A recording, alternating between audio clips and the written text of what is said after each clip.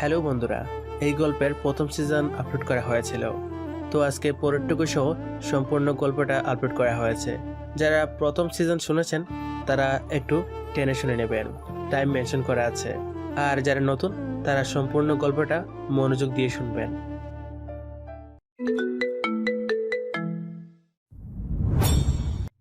Ma'am, শুয়ে পড়ুন। আপনি অনেক বেশি ড্রিঙ্কস করে বাড়ি থেকে ফিরেছেন। আমি লেবুর পানি এনে দিচ্ছি, মাথাটা হালকা হবে। দাঁড়া, একটুও যাবি না তুই? ম্যাম, রাত অনেক হয়েছে, কেউ দেখে ফেললে সমস্যা হবে। আপনার শরীর খারাপ লাগছে, আপনি রেস্ট নিন। সমস্যা? কিসের সমস্যা? এটা আমার ঘর, আমি যা বলবো তাই হবে। তুই আমার হুকুম অমান্য করিস? হ্যাঁ, কাছে আয় না একটু। হ্যাঁ, ম্যাম প্লিজ, আপনি নিজের মধ্যে নেই। সকালে উঠে আপনি আমাকে বকাঝকা করবেন। আমি যাই। শাট আপ, একদম চুপ। বকাবকি করবি না।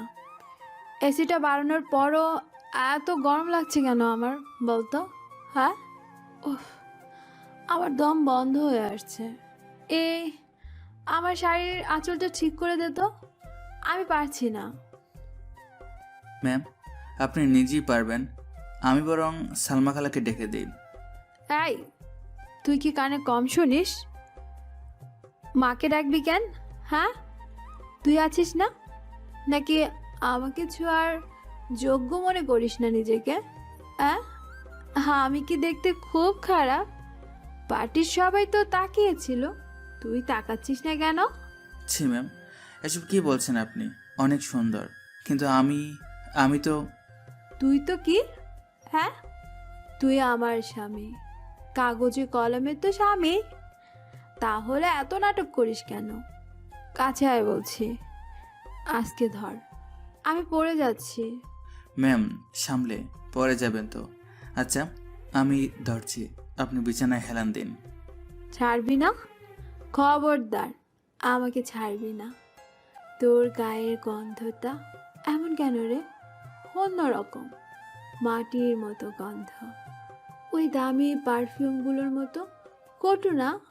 ভালো লাগছে, খুব ভালো লাগছে। ম্যাম প্লিজ, আমাকে যেতে দিন, পাপ হবে। আপনি সকালে আমাকে মেরে ফেলবেন এসব মনে পড়লে। মারলে মরবো? এখন চুপ করে থাক। তোর ওই বোকা বোকা চোখ দুটোতে কি আছে বলতো? আমাকে কেমন যেন টানে, খুব জ্বালাচ্ছে আমাকে, সব কিছু জ্বলছে। তুই নিভিয়ে দে না সাব্বির। ম্যাম, আপনার জ্বর এসেছে মনে হয়, গা পুড়ে যাচ্ছে। আমি পানি দিচ্ছি। পানি লাগবে না, তোকে লাগবে। তুই বুঝিস না গাধা? একটা মেয়ে কতবার বলেছে, তাও বুঝিস না? নাকি আমাকে জোর করতে হবে? আল্লাহ, ম্যাম, দরজাটা খোলা, কেউ চলে আসবে। দরজা আমি লক করে দিয়েছি। যখন তুই পানি রাখতে টেবিলে গিয়েছিলি। কেউ আসবে না, আজ কেউ আসবে না, শুধু তুই আর আমি। আমার খুব কষ্ট হচ্ছে সাব্বির, আমাকে একটু আদর কর না প্লিজ। রিফা, তুমি কিন্তু ভুল করছো। রিফা? বাহ, ম্যাম থেকে রিফা, সাহস বেড়ে গেছে। ভালো, সাহস তো এখন লাগবেই। আমাকে জড়িয়ে ধর শক্ত করে, যেন হাড়গোড় ভেঙে যায়। আমি মিশে যেতে চাই তোর মাঝে। তুমি আমাকে থামতে দিচ্ছ না কেন? আমি কিন্তু আর নিজেকে আটকাতে পারছি না। কে আটকাতে বলেছে? বোকা ছেলে, সব শিখিয়ে দিতে হবে? হ্যাঁ, আমার ঠোঁটগুলো কি শুকিয়ে গেছে? দেখ তো। রিফা, এই, কথা বলিস না, একদম কথা বলিস না। শুধু আমাকে অনুভব কর। আজ আমি তোর মালিক না, শ্শ্, আজ আমি শুধুই তোর বউ। নে, কাছে নে, আরো কাছে। আলো নিভে যায়, শুধু ভারী নিঃশ্বাসের শব্দ আর অন্ধকারের নীরবতা বাকি কথা বলে দেয়। এই হলো আমাদের আজকের গল্পের নায়ক সাব্বির আর নায়িকা রিফা চৌধুরী। তাদের বিয়ে হয়েছে আজ প্রায় 3 মাস, কিন্তু আজ বাদে এর আগে কখনো তাদের বাসর হয়নি। রিফা নেশা করে আসলেও আজ কিন্তু আসল কাজটা হয়ে গেল। সাব্বির এই বাড়িতে ঘরজামাই হয়ে আছে, তার কারণগুলো আস্তে ধীরে সব উন্মোচন হবে গল্পের সাথে থাকলে। পরের দিন সকালে, গুলশান 2, চৌধুরী ভিলা, সকাল 7টা। বাইরের লোনে শিশির জমে আছে, কিন্তু বাড়ির ভেতরের পরিবেশটা থমথমে। ড্রয়িং রুমের ইতালিয়ান মার্বেল পাথরের মেঝেতে সাব্বির হাঁটু গেড়ে বসে আছে। তার পরনে একটা পুরনো হয়ে যাওয়া নীল রঙের চেক শার্ট, হাতা কোণই পর্যন্ত গোটানো, কপালে বিন্দু বিন্দু ঘাম। সে খুব যত্ন করে ফ্লোর মুছছে, যেন এটা ফ্লোর নয়, কোনো দামি কাচের টুকরো। সিঁড়িতে হাই হিলের শব্দ শোনা যায়। খটখট শব্দটা এই বাড়িতে সাব্বিরের হৃদস্পন্দন বাড়িয়ে দেয় না, বরং তাকে প্রস্তুত করে পরবর্তী অপমানের জন্য। রিফা নামছে, কানে ফোন, হাতে ফাইল। গতরাতের কিছুই তার মনে নেই। লিসেন মিস্টার রহমান, আমি কোনো এক্সকিউজ শুনতে চাই না। শিপমেন্ট আজকে চট্টগ্রাম পোর্টে পৌঁছানো চাই। যদি কাস্টম ক্লিয়ারেন্সে দেরি হয়, that's your headache, not my. What? বৃষ্টির অজুহাত দেবেন না আমাকে। I say do it. Rifa ফোনটা কানে ধরেই নিচে নেমে আসে। সাব্বির সবেমাত্র সিঁড়ির গোড়ার জায়গাটা মুছে পরিষ্কার করেছে। ভেজা ফ্লোর। রিফা সেটা দেখেও না দেখার ভান করে সরাসরি ভেজা জায়গাটায় তার দামি জুতোর ছাপ ফেলে হেঁটে যায়। কাদার একটা দাগ পড়ে চকচকে মেঝেতে। সাব্বির হাতটা থামিয়ে দেয়। সে ধীরস্থিরভাবে উপরের দিকে তাকায়। উফ, আর ইউ ব্লাইন্ড? কানা নাকি তুই? সকাল সকাল এই অবধার্ত মানুষটার মুখ দেখলে দিনটা খারাপ যায়। ওই ফকিন্নি মার্কা জামাই, তোকে না 1000বার বলেছি আমি যখন নামবো তখন সামনে আসবি না। আমার রাস্তা ব্লক করে বসে আছিস কেন? সরি ম্যাম, আমি আসলে খেয়াল করিনি আপনি নামছেন।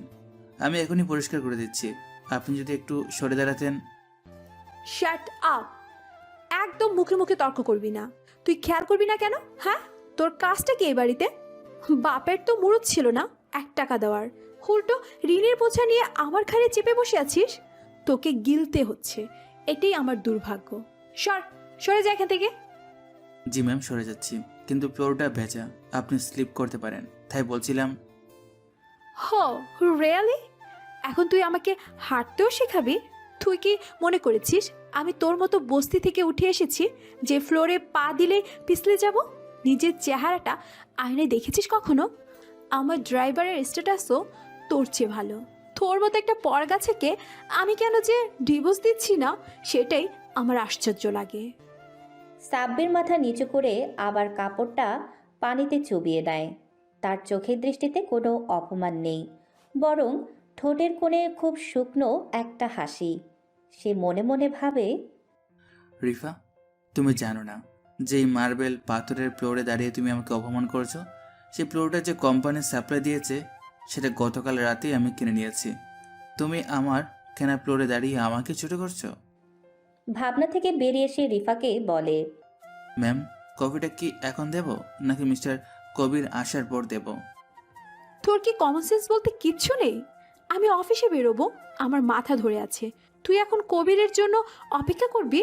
যা ব্ল্যাক কফি নিয়ে আয়। আর শোন, চিনি দিবি না একদম। গতদিন তো শরবত বানিয়ে ফেলেছিলি। জি আনছি। সাব্বির ভেজা কাপড়টা বালতিতে রেখে উঠে দাঁড়ায়। সে কিচেনের দিকে পা বাড়াতেই রিফার সৎমা সালমা বেগম বেডরুম থেকে বেরিয়ে আসেন। তার পরনে দামি সিল্কের নাইটি, হাতে তসবি, কিন্তু মুখের ভাষায় কোনো জিকির নেই। কি রে নবাবজাদা, কফি কি তোর বাবার বাগান থেকে আসবে? এত দেরি হয় কেন? নাকি রান্নাঘরে বসে বসে বাড়ির খাবার চুরি করে খাচ্ছিস? শরীর তো মাশাল্লাহ দিন দিন ভালোই হচ্ছে। খাটুনি তো করিস না, শুধু গিলিস। খালাম্মা, আমি মাত্রই ফ্লোরটা মুছছিলাম, এখনই কফিটা বসাচ্ছি। আপনার কি আদা চা লাগবে নাকি গ্রিন টি দেবো? আমার দিকে তাকিয়ে কথা বলবি না বেয়াদব, চোখ নামিয়ে কথা বল। তোর ওই ভিখারির বাবার শিক্ষা এখানে ফলাবি না। আমার জন্য গ্রিন টি আনবি। আর শোন, ফ্রিজে যে আপেলগুলো রাখা আছে ওগুলো স্পর্শ করবি না। ওগুলো রিফার জন্য। তোর জন্য গত রাতে বাসি রুটি আছে, ওটা খেয়ে নিস। মাম্মাম, তুমি ওকে কেন বকছো? ওর চামড়া গন্ডারের মতো। কোনো অপমান গায়ে লাগবে না, বাদ দাও তো। আমার টেনশনে মাথা ফেটে যাচ্ছে। আজ টেন্ডার সাবমিশনের লাস্ট ডেট। কবির ভাইয়া এখনো আসছে না, কেন কে জানে? আরে আসবে আসবে, কবির তো আমাদের নিজের মানুষ। ও কি তোর ওই অপদার্থ বাপের মতো? কবির আছে বলেই তো কোম্পানিটা এখনো টিকে আছে। তুই শুধু শুধু টেনশন করিস না। এই সাব্বির, দাঁড়িয়ে আছিস কেন? যা কফি আন গিয়ে। সাব্বির দ্রুত পায়ে কিচেনে চলে যায়। তার চোয়াল শক্ত হয়ে যায় মুহূর্তের জন্য, কিন্তু পরক্ষণেই সে নিজেকে সামলে নেয়। সে জানে সময় এখন তার নয়। কিচেনে গিয়ে সে কফি মেশিনে চাপ দেয়। মিনিট 5 পর সাব্বির ট্রে হাতে ড্রয়িং রুমে ফিরে আসে। ট্রেতে ধোয়া ওঠা কফি আর গ্রিন টি। রিফা সোফায় বসে ল্যাপটপে কিছু দেখছে। সালমা বেগম পাশে বসে ম্যাগাজিন উল্টাচ্ছেন। ঠিক সেই মুহূর্তে মেইন ডোর দিয়ে কবির প্রবেশ করে। পরনে দামি স্যুট, মুখে দ্রুত হাসি। Good morning Rifa. Good morning aunty. কি অবস্থা সমার? পরিবেশটা এত গম্ভীর কেন? কবির ভাইয়া, থ্যাঙ্কস গড তুমি এসেছো। আমি তো ভয়ে মরেই যাচ্ছিলাম। টেন্ডারের পেপারস সব রেডি তো? আহমেদ গ্রুপ কিন্তু এবার খুব শক্ত প্রতিদ্বন্দ্বী। আরে চিল রিফা, আহমেদ গ্রুপ ধুয়ে পানি খাবে। আমাদের কোটেশন কেউ বিট করতে পারবে না। আমার সোর্স সব কনফার্ম করেছে, তুমি শুধু রিল্যাক্স করো। সাব্বির নিঃশব্দে টেবিলের উপর কফির কাপটা নামিয়ে রাখে। কবির সাব্বিরের দিকে তাচ্ছিলের দৃষ্টিতে তাকায়। আরে সাব্বির সাহেব যে, কি অবস্থা? শুনলাম শাশুড়ির শাড়ি ধোয়ার দায়িত্বটাও নাকি আজ থেকে আপনার ঘাড়ে পড়েছে। তা শাড়ি ধুতে ডিটারজেন্ট কোনটা ব্যবহার করছেন? ভাইয়া প্লিজ, ওকে সাহেব বলবে না, আমার গা জ্বলে। ও তো এবারে দয়াতে বেঁচে আছে। বাবার ঋণের দায়ে আমার ঘাড়ে এসে পড়েছে। ও সাহেব হতে যাবে কোন দুঃখে? ও হলো হাই প্রোফাইল সার্ভেন্ট। ঠিক বলেছিস মা, ওকে তো আমরা দয়া করে রেখেছি, নইলে ওর যা যোগ্যতা, রাস্তায় রিক্সা চালানোরও মুরত নেই। আহা আন্টি, এমন বলবেন না। সাব্বির সাহেবেরও তো একটা সম্মান আছে, তাই না সাব্বির? আচ্ছা সাব্বির, তুমি তো সারাদিন ঘরেই থাকো, একটা কাজ করো না কেন? আমার জুতোটা একটু পলিশ করে দাও না। বাইরে যা ধুলোবালি, ড্রাইভারকে বলতে ভুলে গেছিলাম। তুমি তো এক্সপার্ট এসব কাজে, তাই না? জি ভাইয়া, আপনি যদি বলেন অবশ্যই করে দেব। মেহমানদের সেবা করা তো আমাদের ধর্ম। আর এমনিতেও আপনি রিফ ম্যামের কোম্পানির ম্যানেজিং ডিরেক্টর। দেখেছো রিফা, একেই বলে বংশের শিক্ষা। মেরুদণ্ড বলতে কিছু নেই। আচ্ছা যাও, আগে আমার জন্য এক গ্লাস ঠান্ডা পানি নিয়ে এসো, বরফ দেবে বেশি করে। সাব্বির মাথা নেড়ে ট্রেটা হাতে তুলে নেয়। কবির পকেট থেকে রুমাল বের করতে যায়। ঠিক সেই মুহূর্তে তার পকেট থেকে ভাঁজ করা একটা হলুদ খাম সোফার নিচে কার্পেটের উপর পড়ে যায়। কবির বা রিফা কেউ সেটা খেয়াল করে না। তারা তখন হাসাহাসিতে ব্যস্ত। সাব্বির ট্রে নিয়ে ঘোরার সময় তার চোখ পড়ে খামটার উপর। সে খুব স্বাভাবিক ভঙ্গিতে নিচু হয়, যেন ট্রেটা ঠিক করে ধরেছে। বিদ্যুৎ গতিতে সে খামটা তুলে নিজের শার্টের হাতা গোটানো ভাঁজের মধ্যে লুকিয়ে ফেলে। আমি পানি আনছি। সাব্বির দ্রুত কিচেনের আড়ালে চলে যায়। সেখানে সিসি ক্যামেরার ব্লাইন্ড স্পট আছে সে জানে। সে দ্রুত খামটা খোলে। ভেতরে একটা ডকুমেন্ট। চোখ বোলাতেই তার শান্ত চোখ দুটো দপ করে জ্বলে ওঠে। এটা চৌধুরী গ্রুপের আজকের টেন্ডারের অফিসিয়াল কোটেশন প্রাইস। আর নিচে লেখা, forward to rival company Venus enterprise, sender কেসিল। তার মানে তুমি গড়ের শত্রু বিভীষণ কবির সাহেব। রিফার কোম্পানিকে ডুবিয়ে তুমি ভেনাসের পার্টনারশিপ নিতে চাও, কিন্তু সাব্বির আহমেদ শিকদার বেঁচে থাকতে সেটা হচ্ছে না। সাব্বির দ্রুত ডকুমেন্টটার ছবি তুলে নেয়। তার পুরনো ভাঙা ফোনটা দিয়ে নয়, বরং পকেটে থাকা স্লিম এবং অত্যাধুনিক একটি স্মার্ট ডিভাইসের মাধ্যমে। তারপর কাগজটা ভাঁজ করে ডাস্টবিনের ময়লার নিচে এমনভাবে ফেলে দেয় যেন মনে হয় ভুল করে পড়ে গেছে। পানি নিয়ে ড্রয়িং রুমে ফিরতেই দেখে রিফা উঠে দাঁড়িয়েছে। ভাইয়া চলো, দেরি হয়ে যাচ্ছে। আজ আর ব্রেকফাস্ট করব না, রাস্তায় খেয়ে নেব। মাম্মা আমি আসছি। সাবধানে যাস মা, আর টেন্ডারটা যেন আমরাই পাই, দোয়া করি। আন্টি, দোয়া তো আছেই। চলো রিফা। রিফা আর কবির দরজার দিকে এগোয়। সাব্বির দ্রুত এগিয়ে গিয়ে দরজার পাশে রাখা ছাতাটা হাতে নেয়। বাইরে আকাশ কালো করে মেঘ জমেছে। ম্যাম, আজ ছাতাটা নিন। ওয়েদার ফোরকাস্ট বলছে ভারী বৃষ্টি হতে পারে। আপনার তো মাইগ্রেনের সমস্যা, বুঝলে শরীর খারাপ করবে। রিফা থমকে দাঁড়ায়। সে ঘুরে সাব্বিরের দিকে তাকায়। সাব্বিরের হাতে ছাতাটা ধরা। তার চোখে একটা সতর্কতা এবং কেয়ারিং ভাব, কিন্তু রিফার চোখে সেটা বিরক্তি হয়ে ধরা দেয়। তোর উপদেশের দরকার নেই আমার। তুই কি আবহাওয়াবিদ হয়ে গেছিস নাকি? হ্যাঁ, সারাদিন তো ঘরে বসে থাকিস। বাহিরের জগৎ সম্পর্কে তোর ধারণা আছে? ফালতু কথা বলে আমার সময় নষ্ট করবি না। আরে সাব্বির, তুমি বোঝো না, রিফা গাড়িতে যাবে। গাড়িতে কি বৃষ্টি পড়ে? তোমার মতো তো আর বাসে ঝুলে বা হেঁটে যাবে না, বোকা কোথাকার। Get lost. রিফা সাব্বিরের মুখের উপর দরজাটা দড়াম করে বন্ধ করে দেয়। সাব্বির ছাতা হাতে দরজার ওপাশেই দাঁড়িয়ে থাকে। সাব্বির ছাতাটা যথাস্থানে রাখে। তারপর জানালার পর্দার আড়ালে এসে দাঁড়ায়। নিচে পৌঁছে রিফার দামি মার্সিডিজ দাঁড়িয়ে আছে। কবির ড্রাইভিং সিটে বসেছে, রিফা পাশে। গাড়িটা স্টার্ট দিয়ে গেট দিয়ে বেরিয়ে যায়। সাব্বিরের মুখের সেই অসহায় ভাবটা মুহূর্তের মধ্যে উবে যায়। তার মেরুদণ্ড সোজা হয়ে যায়। চোখের দৃষ্টিতে এখন আর কোনো চাকরের বিনয় নেই, আছে এক শিকারি বাঘের কৃপতা। সে পকেট থেকে তার আসল ফোনটা বের করে। টাইটানিয়াম বডির ফোনটা হাতে নিয়ে সে একটা নাম্বারে টেক্সট করে। রকি, অপারেশন শুরু করো। চৌধুরী গ্রুপের টেন্ডার প্রাইস লিক হয়েছে। কবির বেনাস এন্টারপ্রাইজকে ইনফরমেশন দিয়েছে। তুমি এখনই বেনাসের সার্ভার হ্যাক করে ওদের বিডিং প্রাইস চেঞ্জ করে দাও। আর চৌধুরী গ্রুপের হয়ে একটা নতুন বিড সাবমিট করো ব্যাকডোর দিয়ে, যাতে আজকের ডিলটা রিফাই পায়, কিন্তু সোর্স হিসাবে আমার নাম যেন না থাকে। Do it now. মিনিট খানেকের মধ্যে রিপ্লাই আসে। ইয়েস বস, কাজ হয়ে যাবে। কিন্তু বস, কবির সাহেবকে কি এভাবেই ছেড়ে দেবেন? না, বিড়ালকে ইঁদুর মারার আগে কিছুক্ষণ খেলতে দিতে হয়। ওকে খেলতে দাও। ওর পতনের শব্দটা আমি নিজেই কানে শুনতে চাই। তুমি শুধু নজর রাখো। সাব্বির ফোনটা পকেটে রাখে। জানালার বাইরে তখন ফোঁটা ফোঁটা বৃষ্টি পড়া শুরু হয়েছে। সে নিজের মনেই বলে ওঠে, বুঝতে তোমাকে হবেই রিপা। অহংকারের বৃষ্টিতে না বুঝলেও তুমি ভালোবাসার রোদ চিনবে না। আমি আছি, তোমার ছাতা হয়ে আছি, কিন্তু সেটা তুমি এখনই জানবে না। ঠিক তখনই সালমা বেগমের চিৎকার শোনা যায় ভেতর থেকে। সাব্বির, ও সাব্বির, কই মরলি তুই? আমার পায়ে তেল মালিশ করে দে এসে। নবাবজাদার কি কানে কলা ধরলো নাকি? শুনছিস না? আসছি খালাম্মা, আসছি।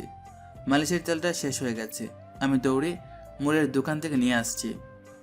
সাব্বির দ্রুত পেছনের গেট দিয়ে বেরিয়ে যায়, কিন্তু সে কোনো দোকানে যায় না। সোজা একটা রিক্সা নিয়ে চলে আসে এক পুরনো কিন্তু সিমসাম সরকারি কোয়ার্টার টাইপ বিল্ডিংয়ের সামনে। সিঁড়ি বেয়ে 3 তলায় ওঠে। দরজা খোলাই ছিল। ভেতরে জায়নামাজে বসে আছেন এক মধ্যবয়স্ক নারী, সাব্বিরের মা জাহানারা বেগম। তার চেহারা স্নিগ্ধ, কিন্তু চোখে মুখে চিন্তার ছাপ। সাব্বির ঘরে ঢুকতেই জাহানারা তড়িঘড়ি করে উঠে দাঁড়ান। আসসালামু আলাইকুম মা, কেমন আছো? আলহামদুলিল্লাহ বাবা, এত দেরি হলে কেন আসতে? আর বলো না মা, জানোই তো বাড়িতে সকাল সকাল কি শুরু হয়। মা ছেলে মেলে অনেকক্ষণ সুখ দুঃখের কথা বলে। বেলা 11টা। ঘড়ির দিকে তাকিয়েছিস? দুপুর গড়িয়ে যাচ্ছে। মেয়েটা নিশ্চয় সকাল থেকে পেটে কিছু দেয়নি। ওর তো আবার গ্যাস্ট্রিকের সমস্যা। মা, তোমার ছেলেটা কিন্তু সকাল থেকে পেটে দানা পড়েনি। আমাকে নিয়ে তো একটু চিন্তা করতে পারো। আমি কি তোমার সৎ ছেলে? তুমি শুধু তোমার ছেলের বউয়ের প্রতি মায়া, আমার প্রতি খেয়াল করে রাখবে। তোমার বৌমা তো অনেক রাখে, সে তো রাখেই না, বলে সবসময় বকাঝকা করে। পাগল ছেলে, কি বলছিস এসব? তুই আমার মানিক, তোর শরীর তো লোহার, তোর কিছু হবে না। কিন্তু রিফা, মা আমার ফুলের মতো নরম। এই নে টিফিন, ও যা যা পছন্দ করে সব দিয়েছি, একদম তেল কম দিয়েছি। মা, তুমি আজও রান্না করেছো? ও কি এসব খাবে? ও তো আমাকেই সহ্য করতে পারে না। তোমার হাতের খাবার খাবে কেন? একদিনও খায় না। কিন্তু আমরা চেষ্টা তো করবই, তাই না? আর শোন, রিফার উপর কিন্তু একদম রাগ করবি না। তুই তো জানিস না ও বাইরে থেকে যতটা শক্ত, ভেতরটা ততটাই ভেঙে চুরে গেছে। ওই মেয়েটার জন্য তো আমরা আজ ছায়ার মতো আড়ালে আছি। জানি মা, আব্বুর কসম আর দাদুর সেই কঠিন শর্ত সব মনে আছে আমার। নইলে ওই চৌধুরী বিলা আর কবিরের অহংকার আমি কবেই দুলে মিশিয়ে দিতাম। কিন্তু মা, রিফা আমাকে যে অপমানটা করে। অপমান গায়ে মাখবি না বাবা, হীরা কয়লার ভেতরেই থাকে। রিফাকে রক্ষা করার দায়িত্ব তোর। তোর বাবার ঋণ যে ওই বাড়িতে। মনে রাখবি, রিফা শুধু ওদের মেয়ে না, ও আমারও মেয়ে। ও আমার কাছে আমানত। ওর চোখের পানি যেন না পড়ে। এখন যা, তাড়াতাড়ি যা, খাবারটা যেন গরম থাকে। আচ্ছা যাচ্ছি, তুমি ওষুধ খেয়ে নিও। সাব্বির টিফিন ক্যারিয়ারটা হাতে নেয়, মায়ের কপালে চুমু খেয়ে বেরিয়ে যায়। জাহানারা দরজা ধরে দাঁড়িয়ে থাকেন, বিড়বিড় করে বলেন, ইয়া আল্লাহ, তুমি আমার পাগল ছেলে আর অভিমানী বৌমা দুটোকে হেফাজত করো। ওরা জানে না ওদের ভাগ্যে একই সুতো বাঁধা। ঘড়িতে সময় দুপুর 2টা। বনানীর ব্যস্ততম বাণিজ্যিক এলাকা। চৌধুরী টাওয়ারের বিশাল গ্লাস ডোর। রোদে পিচঢালা রাস্তা থেকে ভাব বের হচ্ছে। সাব্বির একটা রিক্সা থেকে নামে। তার হাতে একটা পুরনো আমলের স্টিলের 3 বাটিওয়ালা টিফিন ক্যারিয়ার। তার শার্টের পিঠে ঘামের দাগ। সে গেট দিয়ে ঢুকতে গেলেই সিকিউরিটি গার্ড পথ আটকায়। সাব্বির রিফার অফিসে এসেছে দুপুরের খাবার নিয়ে। এই এই কই যাস? চোখের মাথা খেয়েছিস নাকি? দেখছিস না এটা অফিস? ডেলিভারি বয়দের ঢোকা নিষেধ। পিছন দিয়ে যা, গ্যারেজের রাস্তা দিয়ে। ভাই, আমি কোনো ডেলিভারি বয় না। আমি রিফা ম্যামের কাছে এসেছি, ওনার বাসা থেকে খাবার এনেছি। বুঝছি। ম্যাম কি এখন তোর হাতের এই বস্তা পচা টিফিনের খাবার খাবে? 5 স্টার হোটেল থেকে লাঞ্চ আসে ওনার। যা ভাগ এখান থেকে, নইলে ঘাট ধাক্কা দিয়ে বের করব। ভাই, একটু বোঝার চেষ্টা করুন। খালাম্মা পাঠিয়েছেন, ম্যাম সকাল থেকে না খেয়ে আছেন। আমাকে একটু ঢুকতে দিন, আমি ম্যামের হাজব্যান্ড। দারোয়ান এবং তার পাশের আরেকজন গার্ড একে অপরের দিকে তাকায়। তারপর সশব্দে হেসে ওঠে। হাসিটা এতটাই অবজ্ঞার যে সাব্বিরের কান গরম হয়ে যায়। তুই ম্যামের জামাই? হা হা হা। ওরে মফিজ, শুনছিস? এই ফকিনি নাকি চৌধুরী গ্রুপের এমডির জামাই। আরে বেটা, তুই যদি ম্যামের জামাই হস তাহলে আমি এই কোম্পানির মালিক। আর ওই যে ঝাড়ুদারে বসে আছে ও আমার পিএ, বুঝছস? ভাগ এখান থেকে, ফাজলামি করার জায়গা পাস না। ভাই, আমি মিথ্যা বলছি না। আপনি রিসেপশনে একটু ফোন করে দেখুন না। নাম বলুন সাব্বির। তোর নাম শুনে ম্যাম উল্টা আমার চাকরি খাবে। যা ফুট। দুপুরের এই রোদে মেজাজটা আরও গরম করে দিল। চেহারা তো না, যেন চোর একটা। সাব্বির গেটের বাইরে রোদে দাঁড়িয়ে থাকে। সে পকেট থেকে ফোন বের করে রকিকে কল দেওয়ার কথা ভাবে, কিন্তু দিলে তার পরিচয় জানাজানি হওয়ার ভয়। সে রিসেপশনের ল্যান্ডলাইন নাম্বারটা গুগল করে বের করে। নিজের ভাঙা ফোনটা দিয়ে কল দেয়। রিসেপশনিস্ট বলে, hello, Chowdhury group, how can I help you? Hello আপু, আমি সাব্বির। রিফা ম্যামের বাসা থেকে এসেছি লাঞ্চ নিয়ে। গেটে আপনাদের সিকিউরিটি আটকে দিয়েছে, একটু পারমিশন দিলে। ও, আপনি সাব্বির ভাই? ম্যাডাম তো মিটিংয়ে। আচ্ছা, আপনি সিকিউরিটিকে ফোনটা দিন। সাব্বির ফোনটা দারোয়ানের দিকে বাড়িয়ে দেয়। দারোয়ান অনিচ্ছা সত্ত্বেও ফোনটা নেয়। কথা বলার পর তার মুখ ফ্যাকাশে হয়ে যায়। সে ফোনটা সাব্বিরকে ফেরত দেয়, কিন্তু চোখে মুখে এখনও বিশ্বাস নেই। যান ভেতরে, কিন্তু লিফট ব্যবহার করতে পারবেন না। স্টেপ লিফট বা সিঁড়ি দিয়ে যান। ভিআইপি লিফট আপনার জন্য না। ধন্যবাদ ভাই, দোয়া করার জন্য মালিক হতে পারি। সাব্বির বিল্ডিংয়ে ঢোকে। ঠান্ডা এসির বাতাস তার ঘাম জড়িয়ে দেয়। সে সোজা 12 তলায় কনফারেন্স রুমের ফ্লোরে যায়। করিডোর দিয়ে হাঁটার সময় কাচের দেয়ালের ওপাশে মিটিং রুম দেখা যায়। ভেতরের পরিস্থিতি উত্তপ্ত। রিফা দাঁড়িয়ে আছে। তার উল্টো দিকে মিস্টার রায় এবং কবির বসে আছে। রিফার বডি ল্যাঙ্গুয়েজ বলে দিচ্ছে সে খুব চাপে আছে। কবির মিটিমিটি হাসছে। মিস্টার রায়, আপনি এভাবে শেষ মুহূর্তে ইনভেস্টমেন্ট তুলে নিতে পারেন না। আমার টেন্ডার সাবমিট করা হয়ে গেছে। এখন ফান্ড না পেলে প্রোডাকশন শুরু করব কিভাবে? সরি মিস চৌধুরী, মার্কেটে হিউমার আছে, আপনার কোম্পানির অবস্থা ভালো না, আমি রিস্ক নিতে পারবো না। মিস্টার রায়, আপনি উত্তেজিত হবেন না। রিফা, আমি তো আগেই বলেছিলাম ভেনাস এন্টারপ্রাইজের সাথে মার্জ করে ফেলি, তাহলে ফান্ডিংয়ের সমস্যা হতো না। নেবার, বাবার কোম্পানি আমি বিক্রি হতে দেব না। মিটিং ভেঙে যায়, ক্লায়েন্টরা বেরিয়ে আসে। কবি রিফার দিকে একটা আমি তো বলেছিলাম টাইপ লুক দিয়ে বেরিয়ে যায়। রিফা একা কনফারেন্স টেবিলে বসে পড়ে, দুই হাতে মাথা চেপে ধরে আছে। তার সামনের ফাইলগুলো এলোমেলো। সাব্বির দরজার কাছে দাঁড়িয়ে একটু ইতস্তত করে, তারপর নক করে। ম্যাম, আসবো? রিফা চমকে মাথা তোলে। তার চোখ লাল, হয়তো এতক্ষণ কান্না চেপে রেখেছিল, কিন্তু সাব্বিরকে দেখেই তার সেই অসহায় ভাবটা মুহূর্তেই রাগে পরিণত হয়। তোকে কে আসতে বলেছে এখানে? তোর সাহস তো কম না। তুই অফিসের ভেতরে ঢুকলি কি করে? দারোয়ানরা কি সব মরে গেছে? মা পাঠালো, বললো আপনি সকালে কিছু খাননি, শরীর খারাপ করবে তাই। সাব্বির টিফিন ক্যারিয়ারটা টেবিলের এক কোণায় রাখে। অফিসের চকচকে কাজের টেবিলে ওই পুরনো স্টিলের টিফিনটা বড়ই বেমানান লাগে। তোর ওই মায়ের আধিক্যতা আর সহ্য হয় না। আর তুই তোর নিজের চেহারাটা আয়নায় দেখেছিস? এই নোংরা শার্ট, ঘামার্তক শরীর নিয়ে আমার অফিসের ভিতরে ঢুকেছিস। আমার স্টাফরা তোকে দেখে কি ভাবছে? যে চৌধুরী গ্রুপের এমডির হাজবেন্ড একটা ভিখারি। You are joke Sabbir, just a joke. Ma'am, লোকে কি ভাবলো তাতে কি আসে যায়? খেতে তো আপনার পেয়েছে, লুকেন না, খেয়ে নিন। পেট ঠান্ডা থাকলে মাথা ঠান্ডা থাকবে। শাট আপ, একদম জ্ঞান দিবি না আমাকে। আমার কোম্পানির 12টা বাজছে আর উনি এসেছেন ভাতের হোটেল নিয়ে যায় সব। আমার খিদে নেই। সাব্বির চুপচাপ টিফিনের ঢাকনা খোলে। ভাত, পাতলা ডাল আর আলু ভাজি। খাবারগুলো থেকে এখনো ধোঁয়া বের হচ্ছে। ম্যাম, সমস্যাটা কি টাকার? মানে আমি বাইরে শুনেছিলাম। তুই আবার আড়ি পেতে কথা শুনছিলি? তোর কি কোনো ম্যানার্স নেই? হ্যাঁ, সমস্যা টাকার। মিস্টার রায় ইনভেস্ট করবে না। এখন খুশি?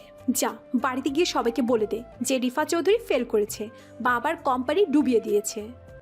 ম্যাম, একটা কথা বলি, মিস্টার রায়ের সাথে ডিলটা না হয়ে ভালোই হয়েছে। ওনার নিজের অবস্থা তো ভালো না। মানে তুই কি জানিস? ম্যাম, আমি আসার সময় নিচে চায়ের দোকানে শুনলাম ড্রাইভাররা আলাপ করছিল মিস্টার রায়ের নাকি অনেক ব্যাংক লোন, উনি নিজেই দেউলিয়া হওয়ার পথে। ওনার চেক বাউন্স করার মামলাও আছে। উনি আপনার ইনভেস্টর হলে আপনাকেই উল্টো ডুবাতেন।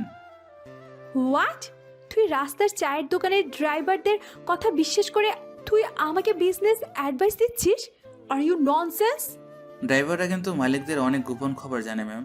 আর শুনলাম মার্কেটে এক নতুন কোম্পানি এসেছে, এস গ্রুপ নাকি যেন কি নাম। ওরা নাকি খুব ভালো ইনভেস্টর, আপনি ওদের সাথে একবার ট্রাই করে দেখতে পারেন। অ্যাস গ্রুপ? আমি নাম শুনিনি। আর তুই এসব জানলি কি করে? তুই তো পেপারও পড়িস না। ওই যে বললাম চায়ের দোকান, ওখানে সব খবর পাওয়া যায়। আপনি খেয়ে নিন ম্যাম, বাতটা জুড়ে যাচ্ছে। সাব্বির ভাতের প্লেটটা রিফার দিকে একটু এগিয়ে দেয়। রিফার মাথায় তখন ব্যবসার চিন্তা আর রাগের তুফান। সাব্বিরের এই শান্তশিষ্ট ভাবটা তার বিরক্তি আরও বাড়িয়ে দেয়। Stop it!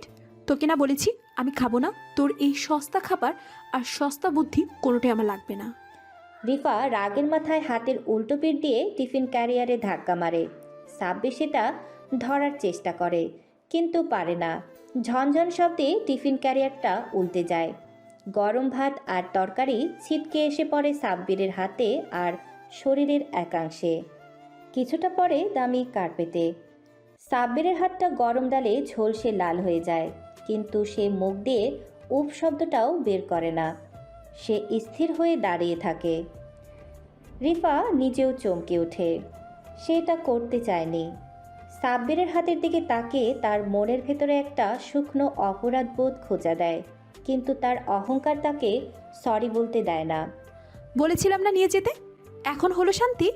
কার্পেটটা নষ্ট করলে গেট আউট। আর কখনো আমাকে অফিসে বা বাইরে মুখ দেখাবি না। সাব্বির কোনো কথা বলে না। সে ধীর স্থিরভাবে নিচু হয়, পকেট থেকে একটা রুমাল বের করে কার্পেটটা মুছতে শুরু করে। তারপর ভাঙা টিফিন বক্সগুলো এক এক করে তোলে। তার হাতটা কাঁপছে ব্যথায়, চামড়া কুঁচকে লাল হয়ে গেছে। সাব্বির উঠে দাঁড়ায়, রিফার চোখের দিকে তাকায়। রিফার চোখে এখন রাগের চেয়ে বেশি ক্লান্তি আর হতাশা। সরি ম্যাম, কার্পেটটা আমি কাল এসে ক্লিন করে দেব। আর হাতটা পুড়েছে, কিন্তু আপনার মনের জ্বালার চেয়ে এই পুরা অনেক কম। আপনি টেনশন করবেন না, দেখবেন আল্লাহ কোনো না কোনো রাস্তা ঠিকই বের করে দেবেন। এস গ্রুপের কথাটা ভেবে দেখবেন। সাব্বির ঘুরে দরজার দিকে পা বাড়ায়। রিফা তার চলে যাওয়ার পথের দিকে তাকিয়ে থাকে। তার মনে প্রশ্ন জাগে, ছেলেটা কি সত্যি বোকা নাকি? সাব্বির করিডোর দিয়ে বেরোচ্ছে, হাতে ঝোল মাখা টিফিন বক্স। হঠাৎ সামনে কবির এসে দাঁড়ায়। কবিরের হাতে কফির মগ। কি হে সাব্বির সাহেব, বউয়ের ঝাড়ি খেয়ে পেট ভরলো নাকি টিপস দেব? আহারে, জামা কাপড়ের কি শ্রী, ডাল ভাত মাখা শরীর। তা আজ মেনু কি ছিল?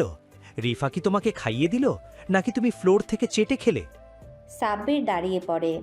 সে তার শার্টের হাতটা ঠিক করে, তারপর কবিরের খুব কাছে এগিয়ে আসে। কবিরের হাইটের সমান সমান সাব্বির। কবির ভাইয়া, টিপস আপনি আপনার কাছে রাখুন, কারণ খুব শীঘ্রই আপনার পালানোর জন্য ভাড়ার টাকা লাগবে। মানে কি বলতে চাস তুই? বলতে চাইছি, মিস্টার রায় দেউলিয়া সেটা আপনি জানতেন। জেনে শুনে রিভাকে ফাঁদে ফেলেছিলেন যাতে ও ভেনাসের সাথে ডিল করতে বাধ্য হয়। কিন্তু গেমটা উল্টে যেতে সময় লাগবে না। ইঁদুর যখন গর্তে ঢুকে তখন সে ভাবে সে নিরাপদ, কিন্তু সে জানে না গর্তের মুখে সাপ অপেক্ষা করছে। তুই তুই আমাকে থ্রেট দিচ্ছিস একটা সামান্য ঘর জামাই হয়ে? ছি, আমি থ্রেট দিব কেন ভাইয়া? আমি তো দোয়া করলাম। আচ্ছা চলি, মা আবার চিন্তা করবেন। আসসালামু আলাইকুম। সাব্বির চলে যায়। কবির স্তব্ধ হয়ে দাঁড়িয়ে থাকে। করিডোরের এসির বাতাসেও তার গরম লাগছে। সে বিড়বিড় করে বলে, এই ছেলের গলার স্বরটা এমন কেন লাগলো? ও কি কিছু জানে? নিচে নেমে সাব্বির তার সেই ভাঙা ফোনটা পকেটে রাখে এবং আসল ফোনটা বের করে রকিকে টেক্সট করে। এস গ্রুপের প্রোফাইল থেকে রিফার পিএকে অফিসিয়ালি মেইল পাঠাও। আমরা ইনভেস্ট করতে আগ্রহী, মিটিং ফিক্স করো কাল সকালে। আর হ্যাঁ, কবিরের ব্যাংক অ্যাকাউন্টের ডিটেলস আমাকে পাঠাও, ওর লেনদেনগুলো চেক করতে হবে। সাব্বির রিকশায় ওঠে, হাতে পোড়া দাগ। সে দাগটার দিকে তাকিয়ে মুচকি হাসে। রিফা, এই পুরো দাগটা তোমার দেওয়া প্রথম উপহার হিসেবে মনে রাখলাম। এভাবে সাব্বির অপমান সহ্য করতে করতে 2 সপ্তাহ কেটে যায়। গুলশানের দি ওয়েস্টিন হোটেলের গ্র্যান্ড বলরুম, রাত 8টা। চৌধুরী গ্রুপের 25তম অ্যানিভার্সারির পার্টি আজ। শহরের যত গণমান্য বিজনেস টাইকন, পলিটিশিয়ান এবং এলিট শ্রেণীর মানুষ গ্লাসে পানীয় নিয়ে আড্ডায় মগ্ন। এক কোণায় বিশাল পিলারের আড়ালে দাঁড়িয়ে আছে সাব্বির। তার পরনে একটা ঢিলেঢালা সস্তা কাপড়ের কালো স্যুট, যা রিফার ড্রাইভারের জন্য কেনা হয়েছিল, কিন্তু মাপে হয়নি বলে সাব্বিরকে পরতে দেওয়া হয়েছে। তার ডান হাতে সাদা ব্যান্ডেজটা স্পষ্ট দেখা যাচ্ছে। রিফা এগিয়ে আসে। তার পরনে গাঢ় মেরুন রঙের অফ শোল্ডার গাউন, গলায় হীরের হালকা লকেট। তাকে অপূর্ব লাগছে দেখতে, কিন্তু চোখে মুখে বিরক্তি। সে সাব্বিরের কলারটা ঠিক করে দিতে গিয়ে হ্যাচকা টান দেয়। তোকে না বলেছি ঠিক মতো দাঁড়াতে, এমন কুচু হয়ে দাঁড়িয়েছিস কেন? দেখে মনে হচ্ছে কোনো বস্তির ছেলে চুরি করতে এসেছে। আর এই হাতের ব্যান্ডেজটা লুকিয়ে রাখতে পারিস না? গেস্টটা দেখলে ভাববে আমি তোকে টর্চার করি। ম্যাম, স্যুটটা একটু বড় হচ্ছে, তাই শোল্ডার থেকে পড়ে যাচ্ছে।